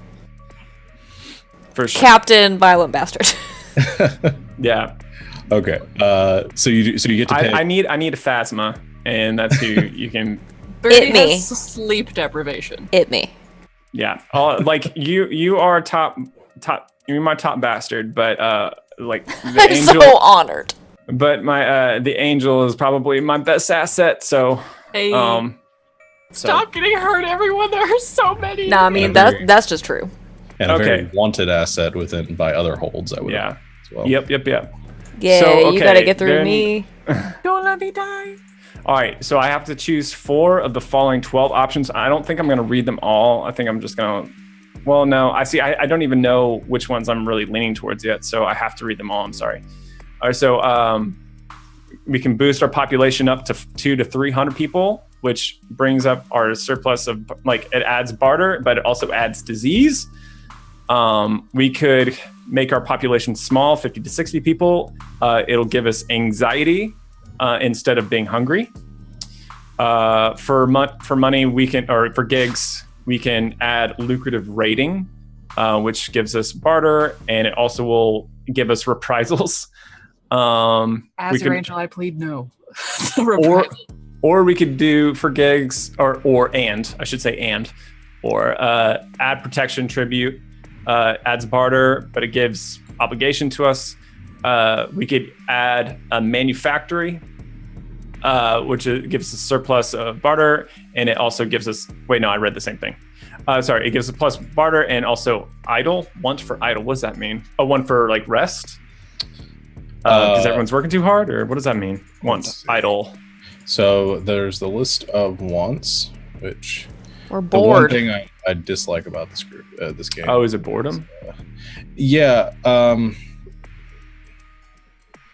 I think for the most part, when they're in want, they're going to be less inclined to do things. Okay. But we'll circle back around to that. Yeah. All right. So next, we could also for gigs, we could add a bustling, widely known market commons plus barter, but also gives us strangers. All right. So another thing we could boost, we could make our gang large instead of medium, 60 violent bastards or so. Our gang can be well disciplined, and it will drop the unruly thing that our gang currently has. Or we could replace our armory and make it sophisticated and extensive, and it'll increase our harm by +1. Our garage, we can bump it up to have 7 battle vehicles, plus more utility vehicles if you want them. And then we can, lastly, we can increase our compound strength, make it deep and mighty. Iron gang gets +2 armor when fighting in its defense. And we could, if we wanted to, we can narratively say we've reinforced all the train cars with, stuff to make it hardier. But I feel like with a driver and a chopper, I feel like we're gonna be more mobile, more aggressor, more. I mean, not necessarily violently speaking, but I feel like our defense is gonna be offensive. I feel. Does that feel good or bad, or was that ring true with everybody? Or do you have a that makes different? sense. It makes sense, but at the same time, like I mean, we can do anything. I'm just saying, like, what feels good to you all? being able to kind of like, yes, Savannah. A sophisticated and extensive armory feels really good to Tesla Tacoma. A very well defensible compound sounds really great to Angel. And I would say like a really good defensible compound plus a I don't know, because like the defensible compound is really, really good in case something happens. But that whole 7 battle vehicles thing seems really good too. Well, you get so- 4 of them, right? So that's 3 if we just did all of those and said yes to all those. Because I'm also gonna vote for the compound, especially because it's tall. Mm-hmm. Because Hey, sniper. pew pew from the top of the tower. Yeah, I mean, Fight especially me. if the hold has another 40 people and Kyle's gang has 30 people, more vehicles, like to get more people in vehicles doing things. Yeah, if we ever have to get out of Dodge. Mm-hmm. And like, Okay. I'm not letting any of your guys into baby unless they've washed their boots. You know, they're clean, not getting any dirt in her at all. Hey, we are a clean people, okay? I Okay, didn't so specifically say that they were nasty and grimy. You dirty Okay. thieves. we have 3 boons. Let's think about for jobs. How do we make our money? Are we raiders? Do we offer protection to people? I don't feel like we have a manufactory or anything. I don't think we do that. We could do a market, but that doesn't feel like us given our skills. So I feel like we either. Now, I was actually going to say I quite like the idea of a market because we yeah? already have a lot to offer, and just 2 in like the 2 support classes' abilities and what they can do. That'd bring people to the hold anyway. That would just attract markets and business. As a player, I think you're right. As a character, Tesla hates strangers. Yeah, Does I not mean, like- it is- Does I will not like. agree with that. It's one of those. Yeah, the market would be okay, but that's more things that That's more people coming into my more space people coming into the space and more people that might take my things and hurt my the people. Lukoi have to fucking deal with. Yeah, it's Yes, like that's letting the- liabilities into our big, tall, thick walls. And then they're inside. If that makes sense. Okay, so But what as I'm the hearing angel, I is. would love to sell my skills at healing people to people who don't have healing. All right, so are we doing protection for people, or are we raiding people? What you're hearing from me is that Tesla will go along with the market, but not like it. Okay. I mean, rating sounds good because that's kind of what choppers do. Yeah, and I mean, my headcanon is kind of like Birdie has been picked up and like adopted by different hard holds for a while. And so if you guys were raiders, like you went out, found her, and now she's your angel. It's a So thing. wait, are we now the bad guys? Depends on your perspective. That is Uh, relative. They're just trying to stay alive. We're the alive guys. Yep. Although Phoenix wouldn't really do the raiding himself, he'd probably just stick to scout and transport of goods with his vehicles. Phoenix just like drops us off like mom in her It's like- minivan, like have fun at the raid, guys. Okay. Drives away. I'll be pick back you up at by 6. 5. No severed heads this time. You know they make a mess. I mean, we also don't have to raid. It's possible that like Angel came with one of you guys, like, or was just like, I'm gonna leave now. Yeah, and also to be fair, like I think if we had a market, if we were trying to get stuff to sell, there could be raiding there. Or if we could be also selling protection there. So I don't think it's necessarily mutually exclusive. But I think what we need to be looking at is like, we got to choose our poison. Do we want reprisals? Do we want to be obligated to people, or do we want strangers? Because I feel like that's the real crux of the difference between them all. Yeah. If you want, I can read off like the exact descriptions of those wants too, if that helps. Yeah. So, strangers is when your people are in want, their security becomes lax and you lose track of who's coming and who's staying. You find people you don't know, maybe enemies, and places you don't expect them. Reprisals, your past victims and enemies find a spot where your ass is vulnerable and hit you there as hard as they can. So they're more likely to exploit weaknesses to your group. And then I sent Ryan this one for Idol. Is that the other one you guys were going Oh, with? did you send me something? Sorry. Yeah. When your people yeah. are on want, they don't have anything useful to do with their time. They occupy themselves whatever seems diverting. They act on various threat impulses. And there's other threats chapters that I'll be coming up with threats in the next coming weeks that might be exploited in that circumstance. I won't tolerate idle people, so let's not do a factory. Okay, so what about obligation? Obligation, your responsibilities to someone outside of your group become urgent and demanding, where they're normally easily fulfilled. So you might have some other group, some other hold that you have some sort of obligations to. And in times of want, they are going to be, or somebody within your hold that's super important that you have obligations to. And during those times, that becomes more severe or difficult to fulfill. Anybody? Is anything singing strongly to anybody? Out of all of that, I don't know. The reprisals kind of sound a little bit better. Like, as horrible as that sounds, it's one of those, do we want to be obligated to someone? Very much like Negan in The Walking Dead, where like we're doing all this work and then every so often this person or persons will show up and be like, hey, we're taking half of your shit because you owe us. Or would we rather, hey, we go out and steal from people, they're going to hit us when they can. It's the best of a shitty situation. Because I think obligation is the best of a shitty situation. As the very likely soft spot that would be targeted in reprisals. I Agree? very much But they prefer would not kill you. Agree. If they were Hard smart, agree. they would not kill you. But you'd have to come save me, and you wouldn't have That'll me be there to such a protect good us. quest line. It would. That would be such a really good But- question. Think about it, I Lindsay. You get Of to make all a of new us, character. You're the Gotta least be likely new. to die. Like an intentional hit. She's also the most likely to be targeted, though. You're the which most is- likely to be captured. which is a huge burden. Yeah. I'm voting for obligation. Anything that's going to allow like an exploitation of weaknesses is like Yeah, it's true. that to me is just like a no-go, like absolutely not. But then you can also add the last one where it's like you shore up all defenses so the gang gets +2 armor when fighting. So does that even out the whole? That's true. We did also choose the defensible compounds. We have +2 armor to our gang Yeah. already. Armor is not going to be our only weakness. Yeah, I know, but like that's what I Our was weakness, saying. I mean, our weakness is going to be narrative. Our weakness is going Yeah. to be something Good. that we haven't thought of. Someone leaving the back door open one day.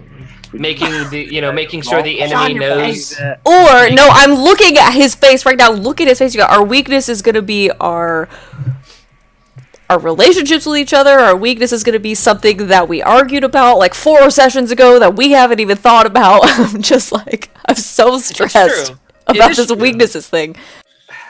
Like Okay, as a so- player, I would prefer reprisals because that sounds way more interesting and like Can I say dynamic. This is my favorite part of the game so far. But also, Which is me being stressed out. the obligation. I have +1 anxiety. The obligation, on the other hand, it's one of those we have, again, narratively, like we worked 10 sessions to do this. Yes, Sean? No, finish your thought, and then I'm going to... Like we've worked 10 sessions to do this, and we finally have the thing that we want, and then the obligation is, hey, I'm taking that now. But we know that that's going to show up at some point. But we also know that- We don't know Off right that now. Phoenix left the back door open. So here's gotta be what Felix. I'm going to say. Everybody's made a lot of good points. Ryan's the hard holder. You get to make the final say. Don't let us down, Dad. You got this, buddy. Do what you want, Dad. Get in character my and be God. the leader.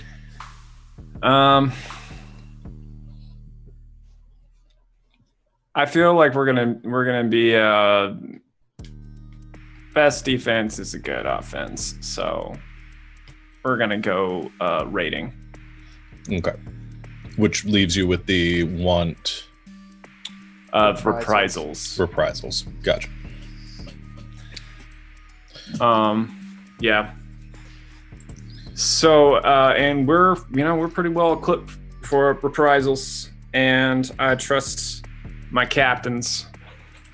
All right, so let's move on.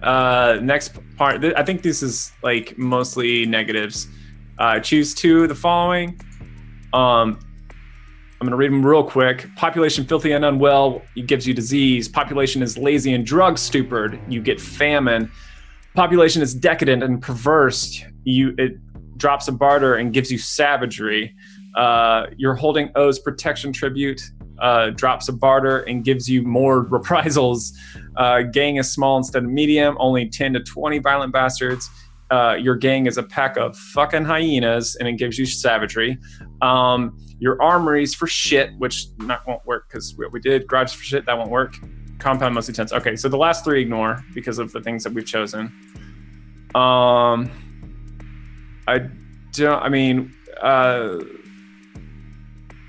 leaning towards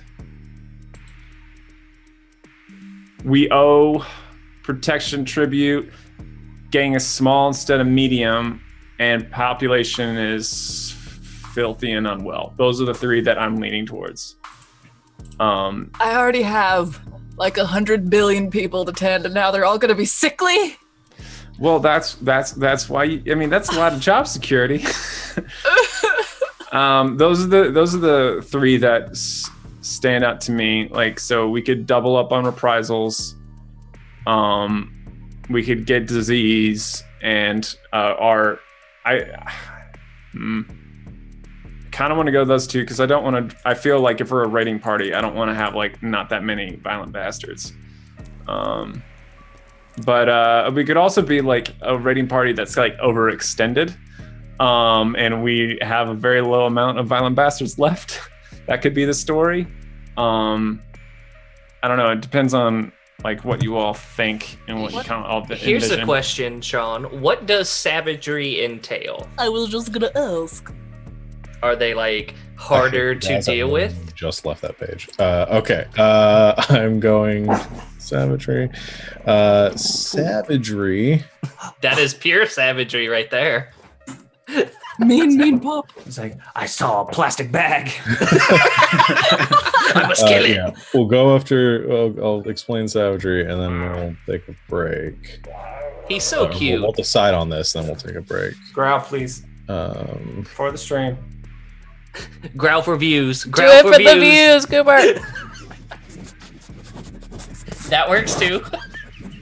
I was literally just on this page. Okay, savage. Not it.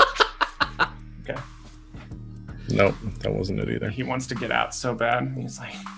He's like, Mama's in the other room. All right. Savagery. When your people are in want, their society collapses. Social conventions and basic human relationships break down. So not great. Yeah, the greatest. But I do not want more reprisals. I hear you. I mean, how much worse can it get? Don't Shut up. I'm looking at your face. See, if we'd gone with the marketplace and the possibility of some strangers, we wouldn't be having this talk right now. But That's true. I actually have We a can always go question. back. We can always, yeah. About So- I have a question about our numbers of violent bastards. So because Kyle has violent bastards, right? Mm-hmm. Does this number of violent bastards affect? That's like. So we have other violent bastards. Yeah. So we have more than 10 to 20. So we'd have 10 to 20 plus. It's just a 10 to 20 that I bring to the table. Plus the chopper gang. So I feel like that changes a little, it a little bit and makes it a little less stressful. Okay. Yeah, we'll take size of all of that kind of at the end, or I'll probably have you guys send to me like all the choices you made and stuff, so I can make a tally of how much you have where, and so we can actually keep track of that. How many violent bastards we have? So instead of But we 90 do have, so violent we'd have bastards, those plus it the would be chopper gang. 70 violent bastards. So do we want 90 violent bastards? Because he's or got 70? a lot. I got a lot. You have how many? 30? Okay.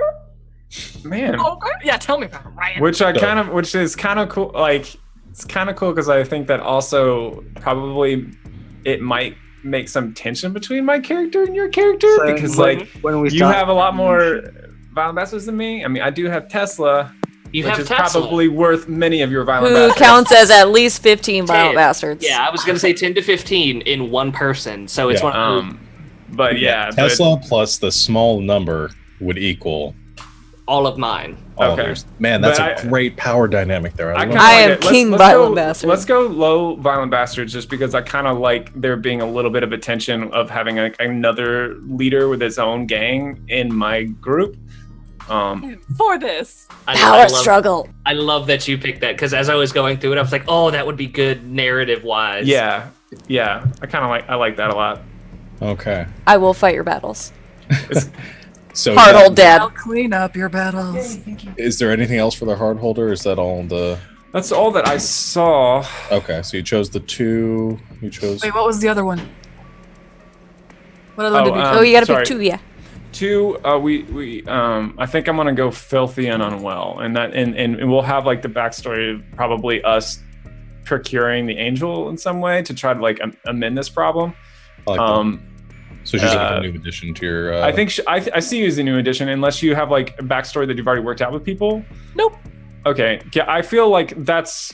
I feel like it was sick, and then we're like, and that was part of the driving factor for us, making sure that we got an angel. And I personally have a small gang. Those are the 2 detriments. So that's awesome. So here's what we'll do. We'll go ahead and take a break here because that's all the character creation stuff. That'll give Ryan and you some time to sort of kind of gather all that. You don't have to do it right now during the game, but if you could just send me the options that you chose so that I have all of that added up. Then that'd be awesome. I assume you're all going to mark it on your character sheets. That's going to be good. I'm going to create a handout that's going to have pretty much everything for the hold too in the next coming weeks. Awesome. So yeah, let's go ahead and we will take our 10-minute break. Sound good for everyone? Sounds good. Be back here at 10 till to wrap this up. Cool. All right. Be back in 10 minutes, everyone. All right. Bye-bye. Welcome back, everyone. So we are wrapping up our character creation. We've got a couple more things to do, and then we should be set for our first session. Just a reminder to anyone in the chat, we tweeted this out earlier, but if anyone is interested in having a character name an NPC to contribute to the world building here, as our wonderful players are doing. If you want to, you can spend some XP. We dropped the price for that in the store. I think the link is in the chat. If you're interested in that, pop over to the store. I think we dropped it from the normal 5,000 XP to only 300. So it is a hell of a bargain right now. Name an NPC. Put yourself in our game. Yeah.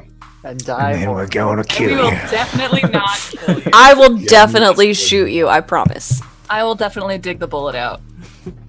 And then I will bury it back in in a different buttock. And then I'll get it out again. Yep, I will shoot you in the butt. All right. So we kind of, everybody's characters sort of developed a bit. You guys have those little kind of seedlings there cultivating. Can I ask one real quick question? So default, I have a garage of 4 utility vehicles and 4 specialized vehicles. Does your garage include 7 battle vehicles plus a couple more? Batticle is your new favorite. Batticle. Batticle vehicles plus a couple more utility vehicles. Does that replace, or is that in addition to the 4-on-4? I believe. Okay, wait. Where's the? So I look at my character sheet bio info because I have a lot of the noise cut out of there. Okay, so it's going from 4 to 7. I'm not sure. Probably. Hold on. That's would be my guess because that seems like. I think no. Yeah, it's replacing whatever it was before. Okay. So if you had 4, it's going up to 7. Okay. Plus a couple more utility vehicles. Yes. Sean, somebody redeem something in the store. Awesome. Raven. Our friend Awesome. Raven Knight wants to name an NPC. Cool. Oh yeah. Oh yeah. Okay. So provided the name, so I believe we will have a character by that name here in the game. Thank you, Raven. I really appreciate that. We'll definitely get that in there. By that name, he's gonna keep it a secret. Yeah. I'm actually gonna go ahead and approve it. And so, I mean, Kyle hasn't seen it yet. I don't know. Has it shown up? Kyle, don't look! Kyle, don't look! Kyle. It's not in the thing. Good. So he might have whispered it to you. Well, it's in the redemptions thing. So I want I to haven't approve that. I just see it in chat, so I will get them, and I will not let them kill you. He wants us to kill him. Responding to the chat, I will try my best to kill you if that's what you want. I will save you. Pew pew! I will look for value in you, and then make a choice after that. I will take you on a nice, long, peaceful drive through the wilderness, then shoot you through the head. I'll let you maybe ride on the back of one of my bikes. By the back of one of my bikes, I mean it might be like dragging behind it. Dragged behind. Let's not discuss that at the moment. And I will get nice and cozy inside your head and find out all your little secrets. I might let you die. I might let you die. Shit just got dark there. Okay. Thanks, Raven! Thanks for hanging out with us and spending your XP and naming an NPC. We love you. Thanks for hanging out with us. Yeah. Okay. That was great. Good job, everyone. Thanks for not unfollowing us immediately. So Yeah, because that's what I expected. All right, so I want to go ahead and wrap this up. We got through all the character creation stuff. So I think it just replaces the value before, other than adding to it, because that'd be a ridiculous amount. yeah, and every other increment is like 50% more or less, so that tracks. Yeah. Okay, so what we have to do now is history. That's what I want to go ahead and work on here, and then I got a couple other notes I want to work on, and then that's it. So you all on your character sheets have a section on the final page with all the kind of character creation stuff, which is the hex section. History is a way that you can earn XP in the game. Essentially, the way that it works is at the end of every session, we will ask each other, or ask the general question of who do you know better, or the question is who do you know better than you did before, or who do you have that kind of development with, whether it's good or bad, but who you know a little bit better than you did before, and you get to mark history with that person if you when you pick them, or that person marks history with you. So we'll get to that later on, but the mechanic that we're going through now is we're going to each go around, because you all have your character names now and you know a little bit about each other, and on your turn you're going to ask one or both of the questions that are listed on your sheet, and the other person, and then you will mark history with them accordingly. So let's just do this in the order that we did before. So we'll start with, I gotta learn names. Birdie, we'll start with you first. So Okay. what is your first question? Okay, everyone. Which one of you do I figure is doomed to self-destruction?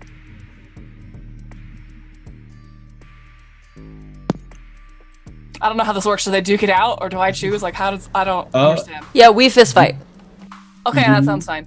You can decide. I mean, either both of you can give your best argument for why you think that's you, or you can just decide based on how you feel Birdie feels. Don't tell me how I feel. Tell me how you feel. How does that make you feel?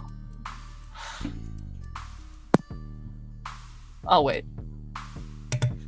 I mean, I am the leader of a biker gang that is a scavenger that goes out into the wastelands and probably steals from a shit ton of people. That tracks. Leaders always employ people to keep them alive. I'm the person employed to keep a leader alive. And also I have like 17 guns. Okay, I guess I'll just secretly mark my history. Because secrets Okay, so you put their name, and you should list all the names of all the characters on your sheets, everyone, and then you'll mark the history stat next to them. Where do we? Oh, hex notes. There we go. Never mind. Yes, yeah, and I believe when you hit hex 3 or 4, I'll double check. I believe it's 4. 4. When you hit hex 4 with somebody, that's when you gain an XP and it resets to 0, indicating that you know them better than you did before, indicating that it's your relation with them has improved to a new level. Just for our viewers, that's one of the many great ways that Apocalypse World is really, really built for role-playing. Yeah, it is. Which I super love about it. Yeah, XP for RP. Love it. So do you want to ask more questions? Oh yeah, I for sure do. Okay. So next one. Which one of you put a hand in when it mattered and helped me save a life? Okay. I'd like to hear your tales. Regale me. We were out in the middle of nowhere and you needed a fast ride to get him back home where you could safely perform the operation. Okay. Cool. I had about 75 to 150 people who were sick and dying that I gave you the opportunity to save. That's fair. That's fair. Okay, I will secretly mark it before I preemptively mute myself. Okay. I think I think part of, because all right, I don't know how we took you exactly, but I'm sure it started out violently, taking out everyone who was currently at the time watching you. Mm-hmm. So I think just because you're such an important asset, I think there was then probably a long, gradual wooing process of getting you into your new community. Now we're going to take care of you, and just showing you how valuable you're going to be to this community, and meeting everybody, that sort of thing. I think that they're probably before I ever had you do anything, maybe trying to get you on board. That sort of thing. This is why you should choose our school. Come to our campus. Also, also your campus is dead, so yeah. If every deadhead isn't a sociopath, I'm surprised. Because we killed everyone you love and cared for before. So, or maybe you were with a bunch of people who are worse than us. That's true. That's true. Or as bad as us, but Yeah. Okay, and then the last question: which one of you has been beside me all along and has seen everything I've seen? I think Leopold's the only one that makes sense for this. I feel like everyone else. I forget. What's the Phoenix? Maybe the Phoenix. I was gonna say me. Oh really? Oh, I thought you were gonna be my main bastard. I am your main bastard, but I was gonna say that I feel like as your main bastard, I would encourage you to be really, really concerned about always keeping an eye on your healer. Yes. Because that's not an asset. Oh wait, say the thing again. I might have misread it because it's similar to something I have, but I think it might be a couple words different. Which one of you has been beside me all along and has seen everything I've seen? Okay. Well. And the question I think there to kind of point out is because at what point did that begin? Was this from the previous compound? Has someone come over with you, or is this since you joined Solomon's? That changes things. This one can't be secret because it actually I need to know. Yeah, and it could be that I was with the previous compound and so was someone else, but that someone else got out whereas I couldn't because I just don't have the means to do so, and then I was retrieved. And we went back for you. Yeah. That could be that a possibility? Anyone. That could be anyone though. Yeah. Because I'm even for me, that could be a thing. Given how this works, I just think we should clarify this now. Can one person only be the answer for just one of their questions? Given how the XP splits for HX and leveling up, because you can't if that's the case, we kind of Yeah, we need to know the answers to the other questions so we know who's valid and viable for each one. Well, I'll say That's fair. you don't have to tell everybody, but you'll keep track when you choose. Yeah. Just the same person. I think that's fair. I mean, everybody can make their arguments, and she might choose her previous answers based on that.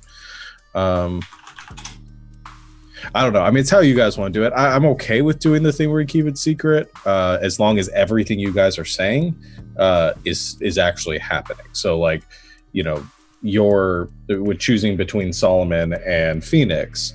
It's not that one of those happened and one of those didn't.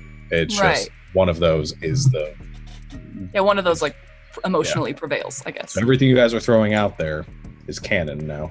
Okay, great, love it. Yeah. I think I'll just wait on that one, and maybe we'll talk about that more in a bit. Okay. Can we come back to that? Yeah, I think that's fair. Once we do like more hard hold history. That's fine. Well, you'll have to decide by the time that we finish everybody else's, because whoever has the highest history with you is going to have some bonuses there, or some things to do for that. So you'll have to decide, and you'll have to at least disclose who has the highest history Right. character. So that's up to you. But Okay. I need or you some don't have time, to and answer I don't that want to because sit you only had inside. to do, because you only had to do 2 of them if you decide. I wanted to. Okay, we'll go ahead and leave Birdie for now, and you'll let you mull that over. So Tacoma. Well, that's my last name. Yeah. Do not go by your last name. No. You seem like a character that would go by their last name. Are you American? I think Tess. no. I mean, I think she goes by Tesla. You can call me Tacoma if you're really cruising for a bruising.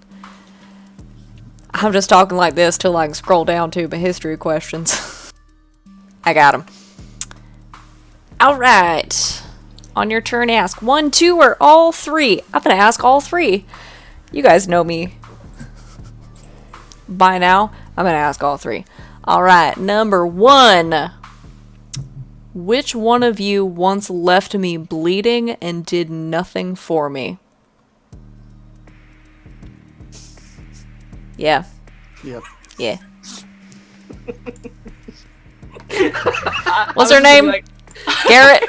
Yep. I was like, I think I can safely say that it's not Birdie. No, it's not Birdie. Which makes perfect sense with one of my questions. So when I read it, you're gonna instantly raise your hand. I will raise my hand. Like I have been known to do during a tabletop role-playing game. Alright, the second one, which one of you has fought shoulder to shoulder with me? Infinite Knife Buddies. Infinite Knife Buddies! Yay! Wow, this is so easy when only one person raises their hand at a time. Birdie can't fight. Birdie No, I doesn't think fight. Leopold So is should I my be knife marking buddy. anything down for this, or No, you don't mark anything down. This is just her. You'll mark yours down on here. Plus a number I'm not gonna say out loud. Finally, this will be fun. Which one of you is the prettiest and or smartest? Hey, girl. Hey, Birdie. I'm pretty smart. I'm just saying. I feel like Phoenix is probably also pretty. I've got a hot +1, I believe. We both have hot +1. I mean, Hot cross Phoenix what? has a Hot bitchin' car. Yeah. Sick. I've got Mine's all the bitchin' vehicles. Lindsay, don't argue for the other characters. I'm just saying. Ryan, you're muted if you're trying to say something. You're still muted. Still muted. You're still. Still muted. Wow. Oh, Dad. I've been watching and trying to say something for the last 20 seconds or so. It's because I keep muting and unmuting my mic, but I muted Zoom, so this did nothing. Okay, so this is up to Tesla. I think Birdie she's hot and probably kind, and very obviously very smart. She's got doctoring skills. You've got a driver who's hot and has a sweet ride. Many sweet rides. Cool. He's a really cool, probably one of the cooler dudes in this group. And then you got me. I got a hot +1. I got that dad bod. Data. Data. It just like depends on what Tesla's where she rolls.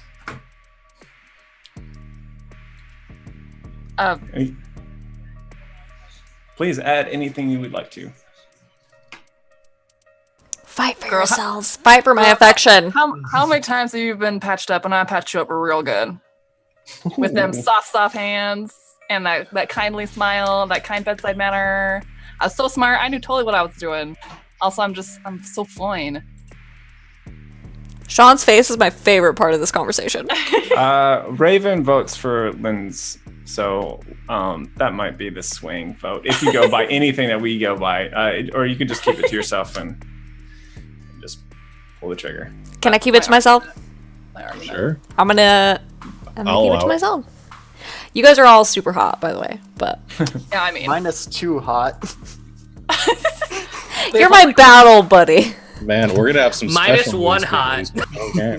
And I hate you because you left me bleeding out on the ground. I mean, you probably shouldn't have done what you done.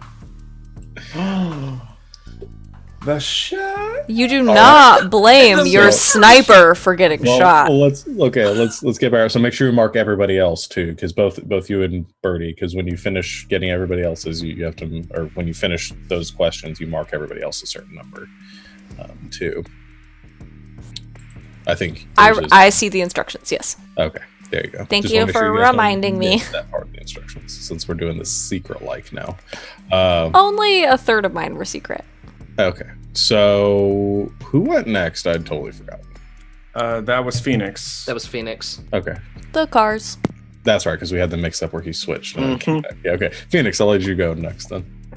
Okay. So, which one of you has been with me for days on the road?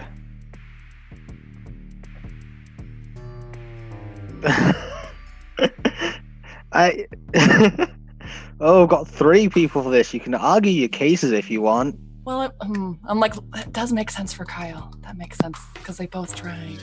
Yeah. Makes a lot of sense. I was just gonna say like that thing where we had to like go get people. Like that's probably a thing that happens a lot. Like, oh, someone's injured over X place.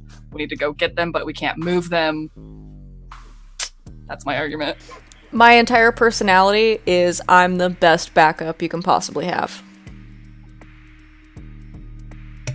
I mean, that is very true, and I will admit Tesla is a very good backup. I also am pretty good backup with 30 semi-savage fucking bastards that all have bikes that could probably keep up with your car.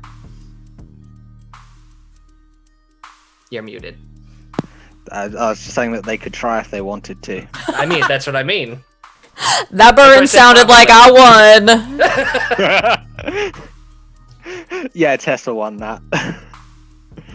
I'll protect you. I mean, my argument was so good. I have the longest scope. I'll protect you. She protect, and she also get hack. You protect and she attack. I protect you like heck. Next question. Which one of you once got me out of some serious shit? Hey, bae. I mean, like that I'll time. give you points once again. I mean, That time you were super hecked up, like man, and then I kept it on the DL. I didn't tell Solomon. I didn't tell nobody that you hecked up yourself. Most of my answers are going to be like, because I mean, I got someone else to do that for me, because like I like maybe you got yourself in a jam, and I'm like, and I sent out people to get you back or take care of you or May whatever. have been one of us. Which may have been one of you. So it doesn't really. Yeah. So I think that would be my only. I don't see myself going out to get you myself. I see myself going out to go get you with a few guys. Or I would say that, like, if we're taking the idea that we have all at one time met up with Solomon and kind of like agreed to be in this group, we were traveling the wasteland.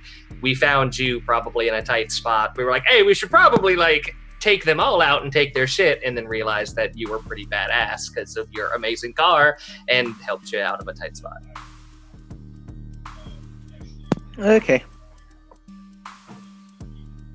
I'm gonna keep that one a secret. Okay. And Do you have one more? I do have one more.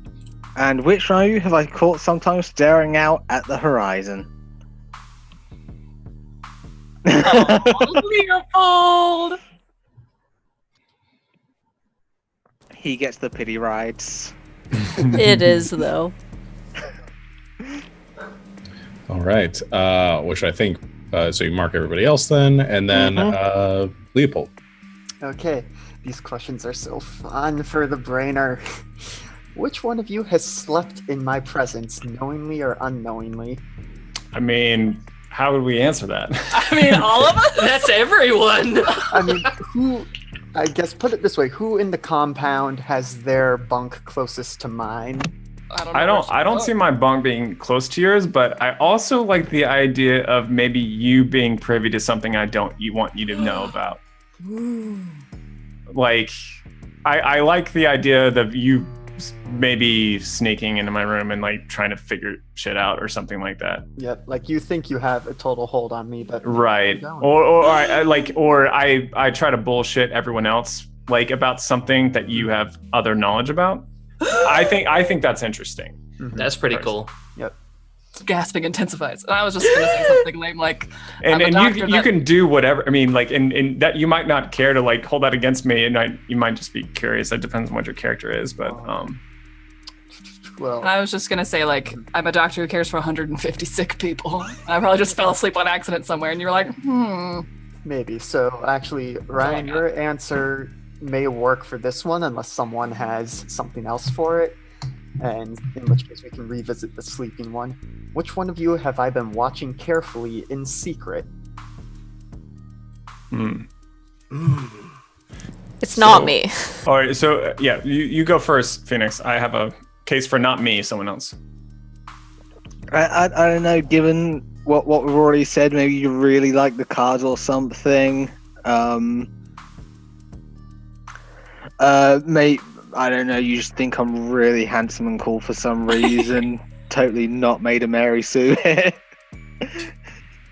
It's up to you, I just thought it'd be funny. This has just turned into us trying to ship our characters with the other characters, Yeah, which I'm a that's exactly huge what it fan is. of, by the way.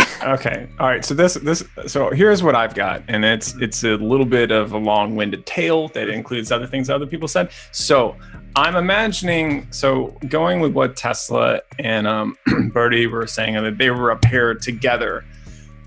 I could see myself wanting both of them in our crew, and of the two of them, I feel like wherever Birdie goes, that's where Tesla goes. So I want you to follow Birdie, figure out what makes her tick, so we can figure out how to leverage her, and when the time is right, to get her to join our group instead of being the one that she's with. I was also going to suggest Birdie because probably I'm the newest edition and the most, what's the word I'm looking for? Not volatile, but that's close enough. Volatile asset, like that could cause a lot of problems and solve a lot of problems. The unknown. Like yes, if the wild card. If the hold that she was in was like a market hold, and you were like a stranger that visited and like did a recon stuff on her, on Birdie, got all this information, then we, with the crew of Leopold and Garrett, we engineer some sort of situation that I feel will I don't know. There's no zombies, but like I'm just as a metaphorical zombies, we bring a horde to that market to wipe out that compound, and we rescue Birdie and Tesla. So I mean, we do have a horde of like 120 vicious bastards. Yeah, maybe we dress up our vicious bastards with a particular uniform of another gang, and we attack and wipe them out, and so we bring Birdie and Tessa on board under our wing, maybe we have a few. Maybe we had a few soldiers at the time that weren't that vicious bastards. They're just like some newbies, and we blew them away. Let's sell the idea. Because an angel is worth it. That's what I'm thinking right now. Dude, and if I love that idea, because like if you guys dressed up as some other gang and then adopted me as yourselves, like, and I didn't know that you killed my other compound, like if I had happy feelings for them, like, what if it ever came out and I found out? Yeah. Oh my God. So what? But that obviously sets up. That sets up a lot of like who we are. Especially the four of us. So I'm not like. Do you all like that? Like when it was specifically Leopold, Garrett, Birdie, and Phoenix, Leopold, and Garrett. Oh no, that is completely something that the Lucor would do. If Alex is good with it, I'm good with it. Yeah. If it's worth anything, Tesla is also agreeing with this because she will protect whoever is the strongest leader. So if Solomon turns out to be that, then that's where she's at. Cool. And she'll try to bring Birdie with her. Okay. So then that brings me to the last question, which, well, we'll see what you all think of this. Which one of you most evidently dislikes and distrusts me? Well, okay. Well, I would I don't think I would ever want to show you that I don't trust you. Mm-hmm. So, but if you've been in my bedroom and you know what's in my head, maybe you know that I don't trust you, because I have -2 weird. I don't trust your shit, but I think I need you. So this is another example of a relationship that I have in my group that it's an asset I need that I don't feel like I can totally control. So I don't trust you. Yep. But I also, that doesn't mean like I'm out for you. I actually, you know what I mean? Yeah. But now I'm just wondering, chicken and egg logistically, if I move you to the one that I've been watching while you sleep, how could I have found it out if I'm not watching you while you sleep? I could find out some other way, because I have the Violator glove. That's true. You always have that. That sounds so horrifying. So you could also, you can go a different route and like just cover your bases and split it up. Or did you say you could double up on one person, Sean? Or you can't? No. Okay. No, that's gotta be one or the other. Okay. Tesla does trust you, so I'm out for this one. Narratively, if you picked both, you would just mark one of them, whichever one is the highest history, and then the other one would just sort of fade into that. Yeah. I'm assuming I was the one that you were watching for the last one, so I'm not up for this. Yeah, But Birdie's. I've been studying Birdie in secret, Okay. unless you think that Leopold is weird enough, and I could. Yeah, I'm like, I don't like you. You're scary. Yeah. So maybe that, and I've been watching Phoenix in his vroom vroom cars. He does have a lot of hot cars. Yep. As opposed to the not vroom from cars. All my cars, my cars and my bike are very loud and very vroom vroom. I assume the plane doesn't go vroom vroom. I'm pretty sure the train that we're in doesn't go vroom vroom. No, True. trains go choo choo. Learn your sounds, Garrett. Okay, so The cow goes yeah, moo. I think then I'm going to change. I've been studying Phoenix in secret, and Birdie is just too weirded out by me. The dog goes meow. Wait. What does the fox say? Listen, things are different in England, okay? The fox says, Lindsay, please don't kill me in Dragon Age Inquisition. Oh god, it hurts. Okay, that is all my history. I know everyone else has something different. It's like for everyone else, right? History +1. Mine is you have weird insights into everyone. I don't know if that comes into play at all, or... Oh god, you're weird. Hold on. I have something like that too. Yeah, let me go It's through. flavored differently. Let's see. I think. Yeah, no. That's just clear. Everybody has that. It's just clarifying why that is that you mark everybody else. Gotcha. Because I think everybody else has something like that. Should we be sharing this? Oh, except for the gun lugger actually doesn't. Looks like they have a I do. -1. I do have actually That's Yeah, why I was you have asking, should we be sharing those? Mine That's is a- -1 to everyone else because I don't like to make many friends. Yeah, that's what I mean. Or the ones Yeah. you didn't pick one for, I meant. Yeah, Yeah. mine is for everyone else history -1 because I find no particular need to understand most people. Yeah, for everyone else, -1. You don't really care much about, people. Yeah. You know, people. And mine, We can bond over our lack of interest in other people. and mine is for everyone else +1. I keep my eyes open. So who does that leave? That leaves Garrett and then I. And Dad. So And Garrett- Ed. Cool. So, which one of you used to ride with my gang?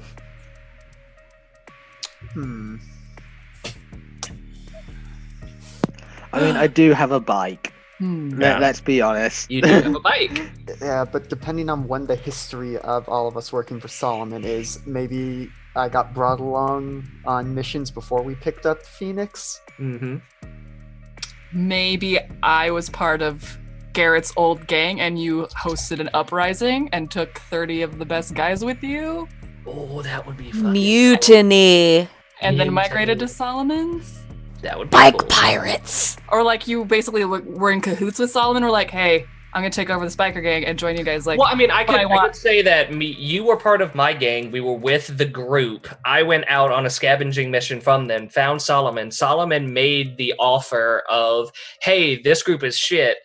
You should probably go with me. And I was like, well, I do have an angel and they're not using her correctly. Do you need one? And he Correctly. he opens the doors to see this virulent, nasty group. I'm like, oh yeah, we should take her. Mm. And I'm everyone going has- to interject one thing here because we keep referring to it as a group. I'm going to interject that the group is it's Black Dog's group, and the area is Black Dog's compound nice. that you came from. Cool. Let me write that down.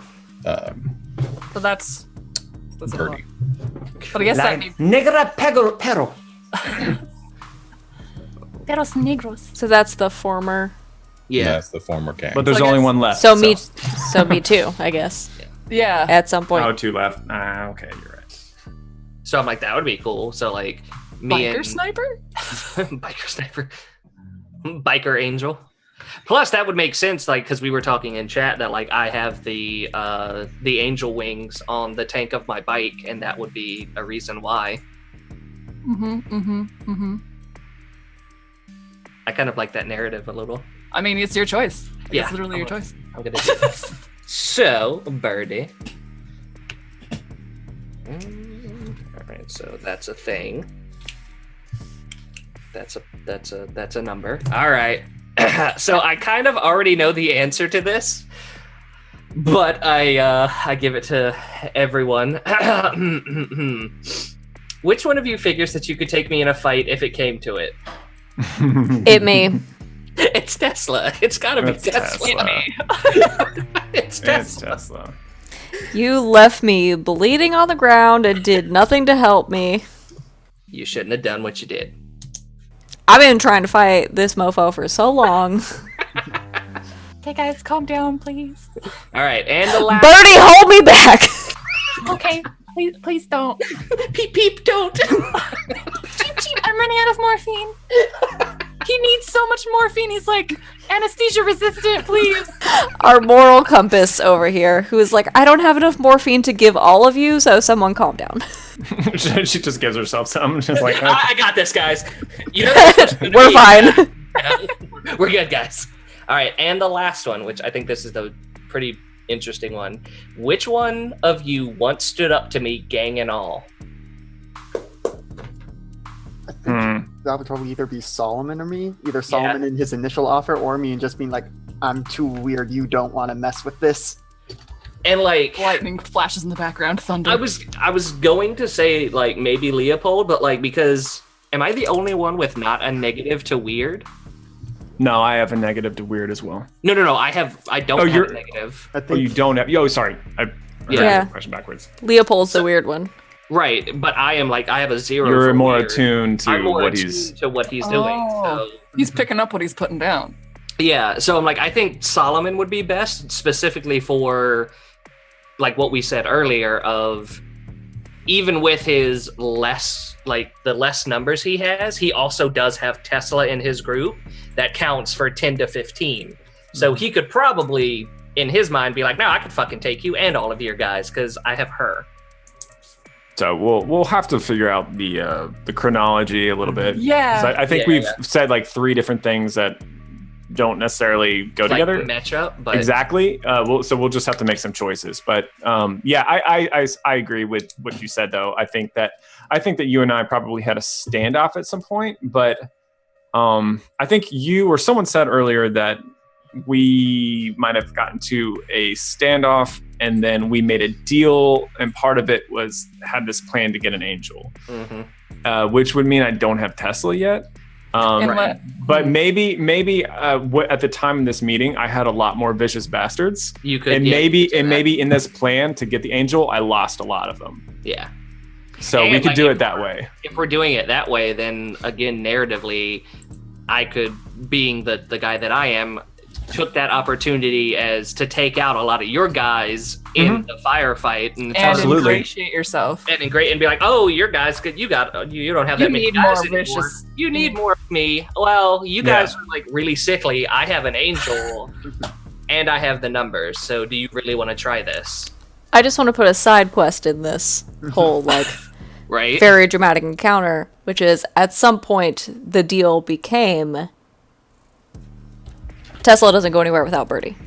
Right. So I feel like, all right, well, we can move on if we don't have to figure this out right now. But I feel like for there to be a balance between you and I feel like I need Tesla and Birdie. Yes. I feel like I have to have them. Otherwise, I don't actually have any leverage over you. I mean, it's possible that Tesla defected from the Black Dogs. And so then when Garrett went out and was like scavenging, raiding, and saw this compound and was like, yo, and the standoff happened. Solon's like, I have her. Moves the door across, and Garrett's like, frick, I know that girl. I know her. Oh, that could be it too. Like, because in that you're about to raid our stronghold, and you change your mind, I guess. Maybe? And I don't know. That would make narrative sense, where it's one of those Tesla, who was part of the Black Dogs group, left. And so that kind of spelled the downfall for BDG, and going out and trying to like maybe make them better was like, oh, we found Solomon's group. That's cool. I'm going to go take him over because he's sick and weakly and stuff like that. And then Tesla appears like on some high horse. And Tesla wants to kill you already. Right. And Tesla already wants to kill me already. I'm like, fuck, I know her. And there's no way we're taking this compound when she's there.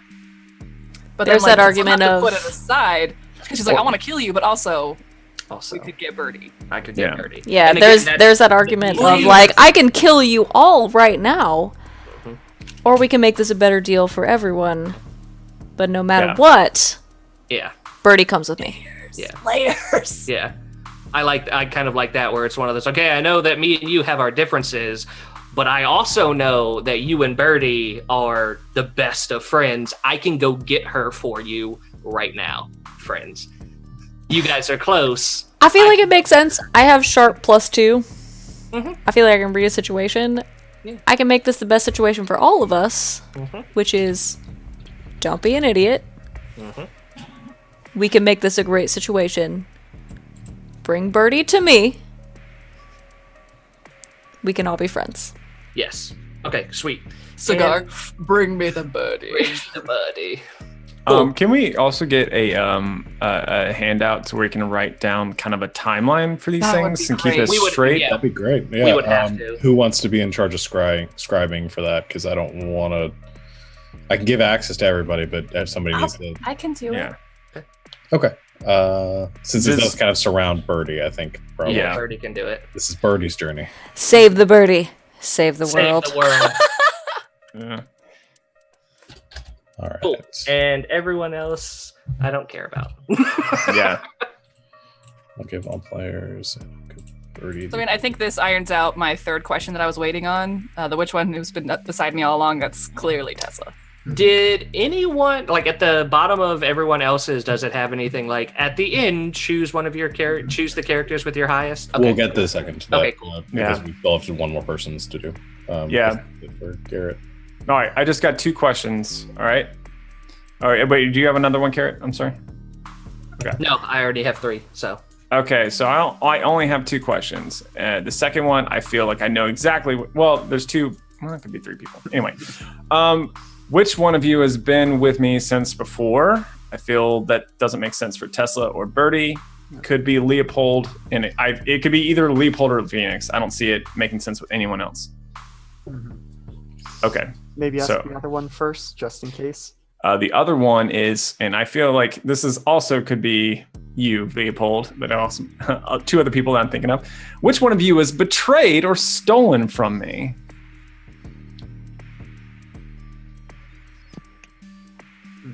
Yeah, you were one of the people I was thinking might have done it. Also, you. Yep. Well, you stole my heart. The entire world raises their hand. Yeah. Not All me. right. Not me. Once I'm with you, I'm with you. I don't know that I've done it yet, but maybe with some of that stuff I got from your brain while you were sleeping. Yep. All right. So, who is betrayed or stolen from me? And it's something that I assume I know about. And it could be something that's water on the bridge, but forgiving it. Moving on. Maybe Phoenix took one of your better vehicles, but I'm Yeah, like, hey, look at that's how what good I am. was going to say. I thought one of your vehicles looked nice. My plan was to steal it and try to get it into my semi so I could just drive off with all of it. Okay. All right. But the semi not being quick, you caught up and caught me, but through either my skills or some charm I have or something. Yeah. It's Yeah. something you can hold over my head, but is mostly water under the bridge, I feel. Yeah. I think if it's specifically you tried to steal one of my cars and I got it back, and you seem like a valuable asset, yeah, I think it's something I could overlook until I find another driver, which I can't. Good 'cause luck. There's only one in the world. Okay, cool. So, but we'll go back to the other question. Which one of you has been with me since before? Leopold. Cool. Yep. All right. And that's it. That's all I got.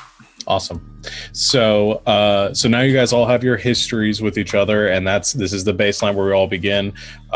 This sort of encourages you to explore relationships in the game, because at the end of every session, I'll ask each one of you, who do you know better than you did at the beginning, or who did you share a moment with? And you'll all mark that. When you mark somebody, then you both gain +1 your history, and if you hit the +4, then it rolls over and you get an XP. So now the last thing that we have to do, and normally we do this at the beginning of the session. For sessions here, I'll do it at the end. It'll carry over. We won't do it at the beginning of the next session. And then from after that point, we'll do it at the beginning of every session after that, which is highlighting stats. So we'll go back to Birdie at the top of the group. So you have to pick, or you let us know who you have the highest history with, is what I'm trying to say. That is a Tesla. Okay. So Tesla, you get to pick then out of all of which stat of Birdie's interests you the most. So which one you think you want to see her using in the next game to make for interesting dynamics.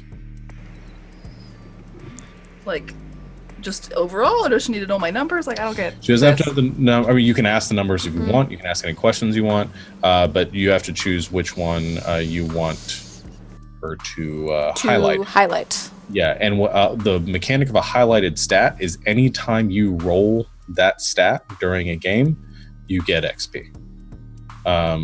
So if she highlights your sharp, anytime you roll an ability that uses sharp, you gain 1 XP. Oh. I want to see Birdie roll hot. Okay. All right. And then I pick the other. And because this is the first session, I'm going to be a little bit on the nose with all of these. And I'm going to just highlight your sharp. Cool. All right. So we do Tesla's next. It's the person with my highest history? Yes. That's Birdie. Hey, girl. Birdie, which stat are you interested in seeing Tesla roll? Remind me, did you take the thing where you roll hard instead of cool? Yes. Okay. Do you want to know my stats, girl? Yeah, girl, I do. I have +1 cool, +3 hard, -2 hot, +2 sharp, and -1 weird. I'm gonna highlight sharp, especially based on that backstory of her reading the situation, deciding what was most valuable for everybody involved. All right. And I will highlight your hard because I want to see Tesla blow stuff up. I do too. All right. Next is going to be Phoenix. Okay, and I have the highest history with, drumroll please while I find my sheet. Leopold. Interesting. Interesting. All right.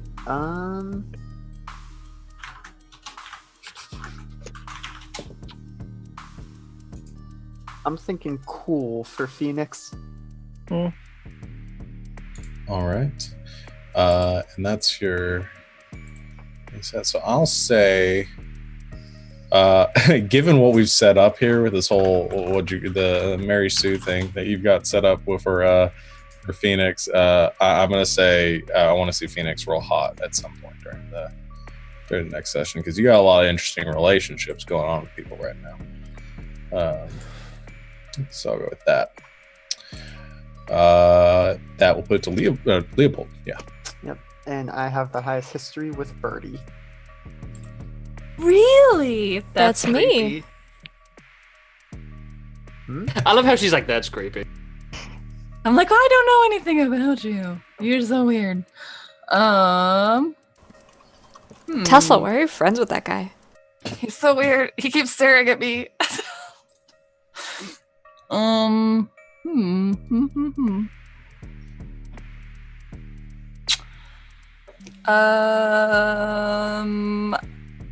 How about cool, Leopold? All right. All right. And I will. I'll highlight your weird.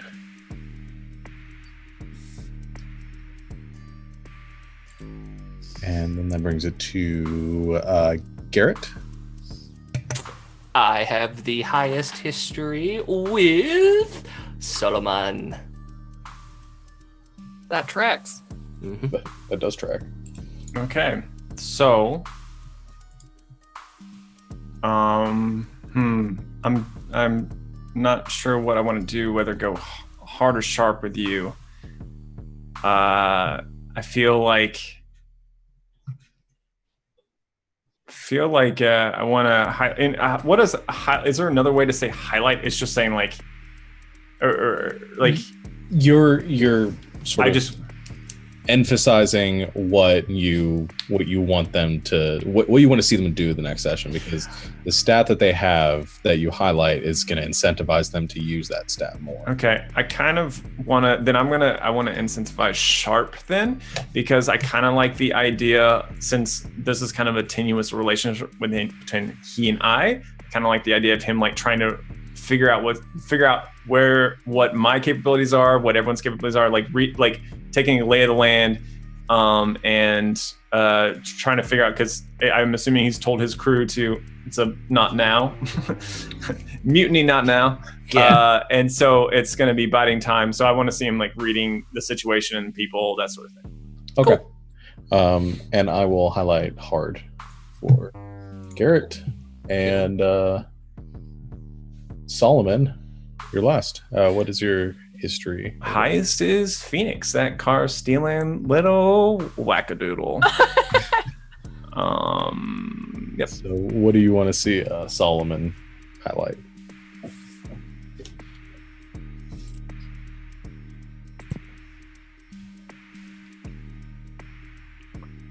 I would like to have Solomon's. Not just I'd like to see him prove to everyone how good and strong and powerful a leader he is, I'm going to highlight his hard. All right. Man, that gives me an interesting situation because he highlighted your main one.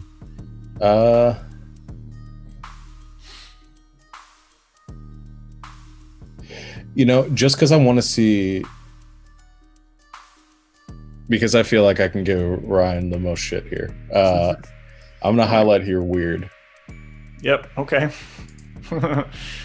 Cool. I want to see that. All right. Okay. That'll be interesting. That will be interesting. Love it. Okay, can you guys review the timeline for me? Also, I don't know when Phoenix came into Solomon's group. It would have probably been right after I tried to steal the car, so... Was that before all of us? Before Tesla defected, before Garrett took over BDG and joined him? Well, took over.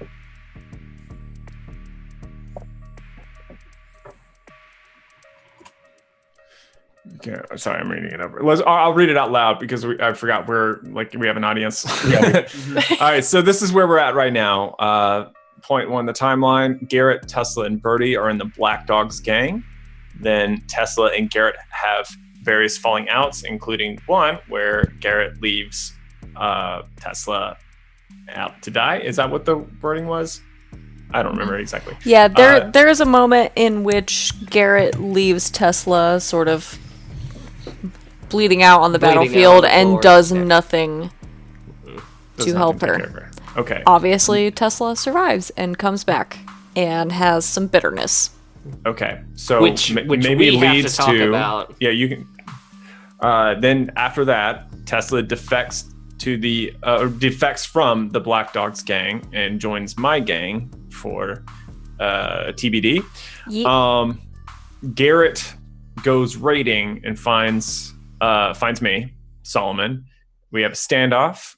He finds out that Tesla has joined up with me, and I think at that point, I have like the starting like 40 or something vicious bastards, and I got Tesla, and I have my stronghold, and I have every advantage. And so we have a lot of leverage to make a deal where we forego hostilities, where I get his gang to work for us to get Angel, because that's the only thing that the Black Dogs have currently, and maybe some guns in the same time. But there's the main thing that they have that we want, and we kind of like barter for that for the lives of your gang. Then we do the thing Because Tesla has a lot of pull over over your Angel. Yeah, and I think Garrett takes this opportunity while they're out in the field to off most of my dudes. And so my vicious bastard horde is severely lower than it was, but comes back. But I still have Tesla on my side, so he doesn't make a move yet. And then Birdie joins Solomon's hold, and Phoenix. We haven't plugged you into this. Given how the history's gone, I would have to say Phoenix is fairly early on in everything. Yeah, I think. Yeah. Also, Leopold, you're not in this at all. You were with me from before. Mm-hmm. Is that correct? So Yep. Leopold's been with me before. Maybe after we make this deal with Garrett and everybody, I send you to the Black Dogs gang to do recon to fulfill that aspect of it. Yep. And then we come up with a plan, and then everything else happens as it is. And Phoenix... before the defection, at some point, you try to steal one of my cars. Yep, Phoenix probably drove me to Black Dogs to spy on Birdie. Yeah. Is that all sound? Is that a clear line? Mm-hmm. I think so. Cool. Okay, Nice. I added those notes. So Leopold and Phoenix are with Solomon at the beginning, and then just a note that Solomon sends Leopold to recon Black Dogs gang and Birdie before they do the thing. Yeah, I just want to solidify those moments in which Tesla has come over and is like, listen, I can convince her to come to our side. Yeah, if you get her here, then I can convince her, but Yeah. we just have to get her It's here if you can first. get her here, you'll have an angel. Also, did Phoenix go on the trip to Black Dog's gang, or was he like maybe out doing a different gig at that time? It depends on how closely guarded the Black Dogs like group is. If it was a market where there's more strangers and they don't control that stuff, then I could see him just being there. But if it's not, He then maybe wouldn't be all out raiding though. yeah, then he might just be doing that and like have like a scheduled time to pick up Leopold or something. May have been one or two Black Dog gang guards with melted brains after Blech. visit. Yeah, He's like, I don't even know how to fix this. It's out of his ears and his eyes. Like, what? Don't fix it. We're not black dogs anymore, Birdie. okay. Actually, does only I don't have actually control of this sheet. I think it's just Birdie, which is fine. I don't need it. But can you, Birdie? Can you throw Phoenix, steal Solomon's car somewhere above the falling out? Yep. So Phoenix does steal or attempts to steal? Well, he gets far with it. Okay. I think I managed to drive off with it, but you were this was me driving my semi to get it away because into the semi. I drive off in that. I almost So want. I was thinking you were able to catch up in the transfer or something. Okay, so here's my suggestion, because if you're the driver, I don't want you to get caught because while driving. I kind of want it to be you're taking the car to a buyer, but that buyer is in my pocket and they betray you and turn you into me or something like that. So like that works quite well actually. So your skills as a driver are still unmatched, and that's why I want you so bad. I want to bring you on board. Actually makes sense. I had this huge semi, and none of your drivers could catch up with me. Yeah, you knock drivers off the road, careening off cliffs into to the water world below. Max. And so Shiny and chrome. yeah, that's what I see. Like, so it's not you didn't make any bad choices other than trusting this one guy who was in my pocket. Yeah, I can see that working. Cool. And then I don't know if we have to name that person. That person could be dead by now. It doesn't matter. And then also, could you throw into the timeline? I don't know what the weird is, but maybe something about the weird is like how Leopold and Solomon have been together since before, is what it says in my timeline. Yep. So depending on how old all our characters are, this is just an idea I've been having for Leopold, is he was initially a child slave and maybe got experimented on, which opened up his mind exponentially to the psychic maelstrom, and maybe you did something to rescue him from that. So I could have been with you for a very long time. Okay. This creepy kid version of Leopold? Yeah, I think you should be kid. I think you should, that'd be great. Okay. Back No, when he is. Leopold was 11. No, he is daddy. Oh gosh, don't. It also kind of, yeah. Oh man, you're like twisted 11, and I'm like what, Hopper, whatever. Yep. But evil Hopper. Not really evil, just. What's. How much time do we have? We have 6 minutes till 10. I don't know if we have other things we have to get through.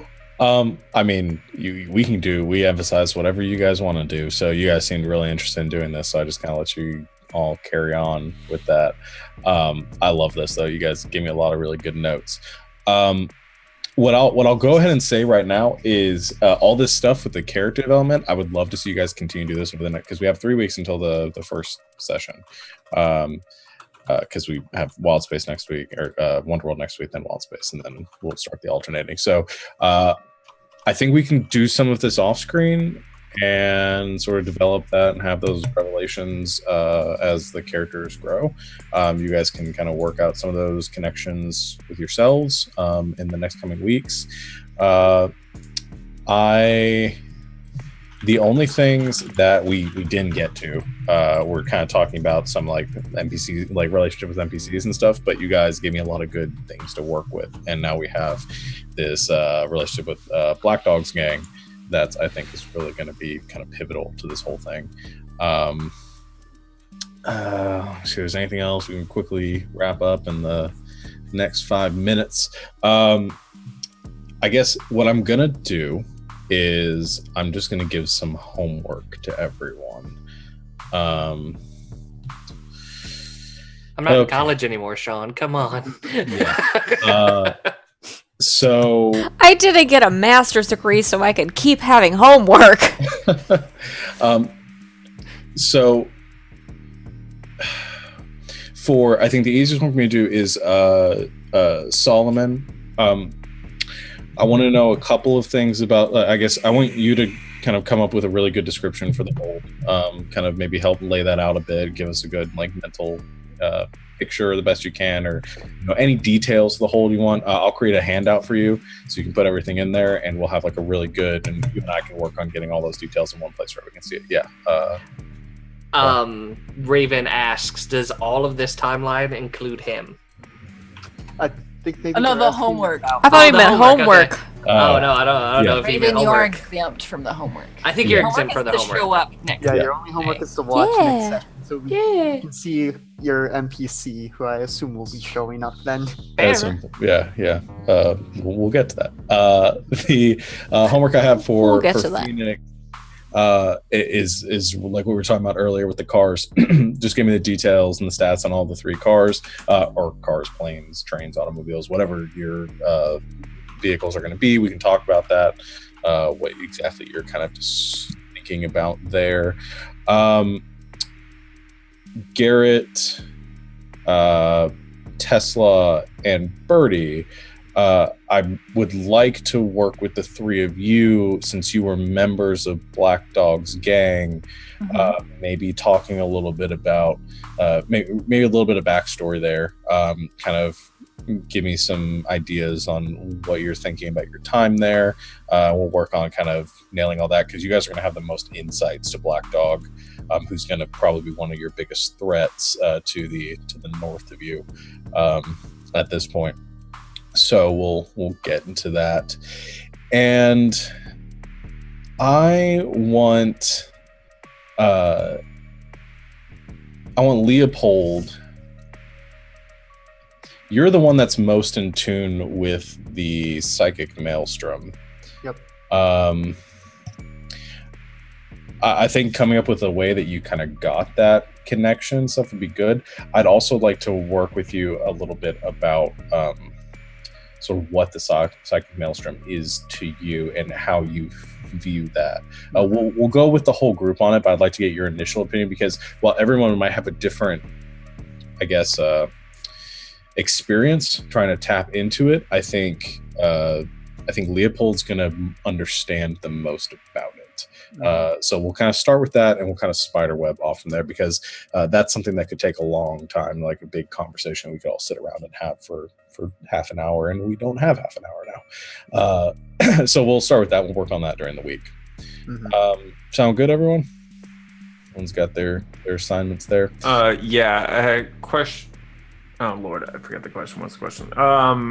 Can we? Well, I guess we'll determine kind of a little bit more about the world itself, because some of the things that when I'm describing my hold, what farming is available to us, does stuff grow? Is there any livestock to hunt? Stuff like that.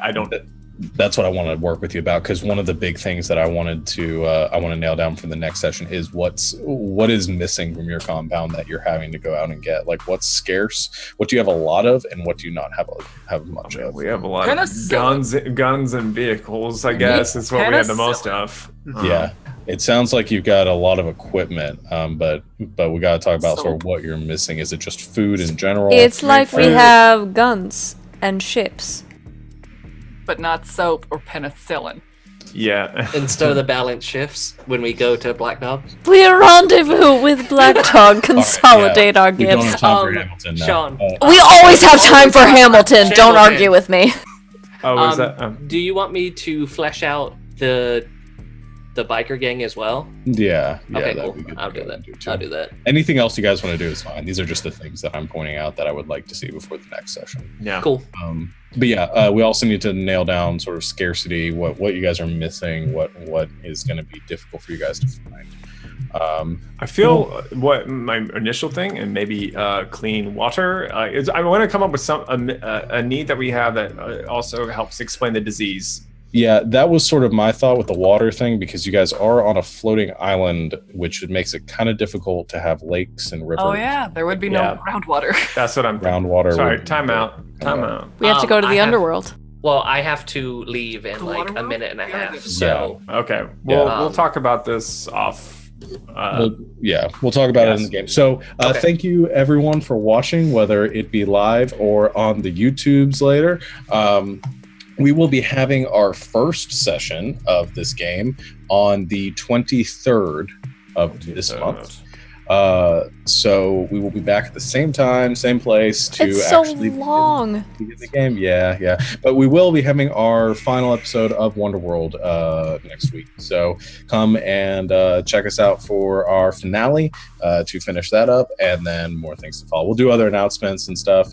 Check out everything on the Twitch page, like, follow, subscribe. We really appreciate all of everything you guys do in enjoying this content. That's all that I have. Go to the Twitter. We're gonna tweet so many things.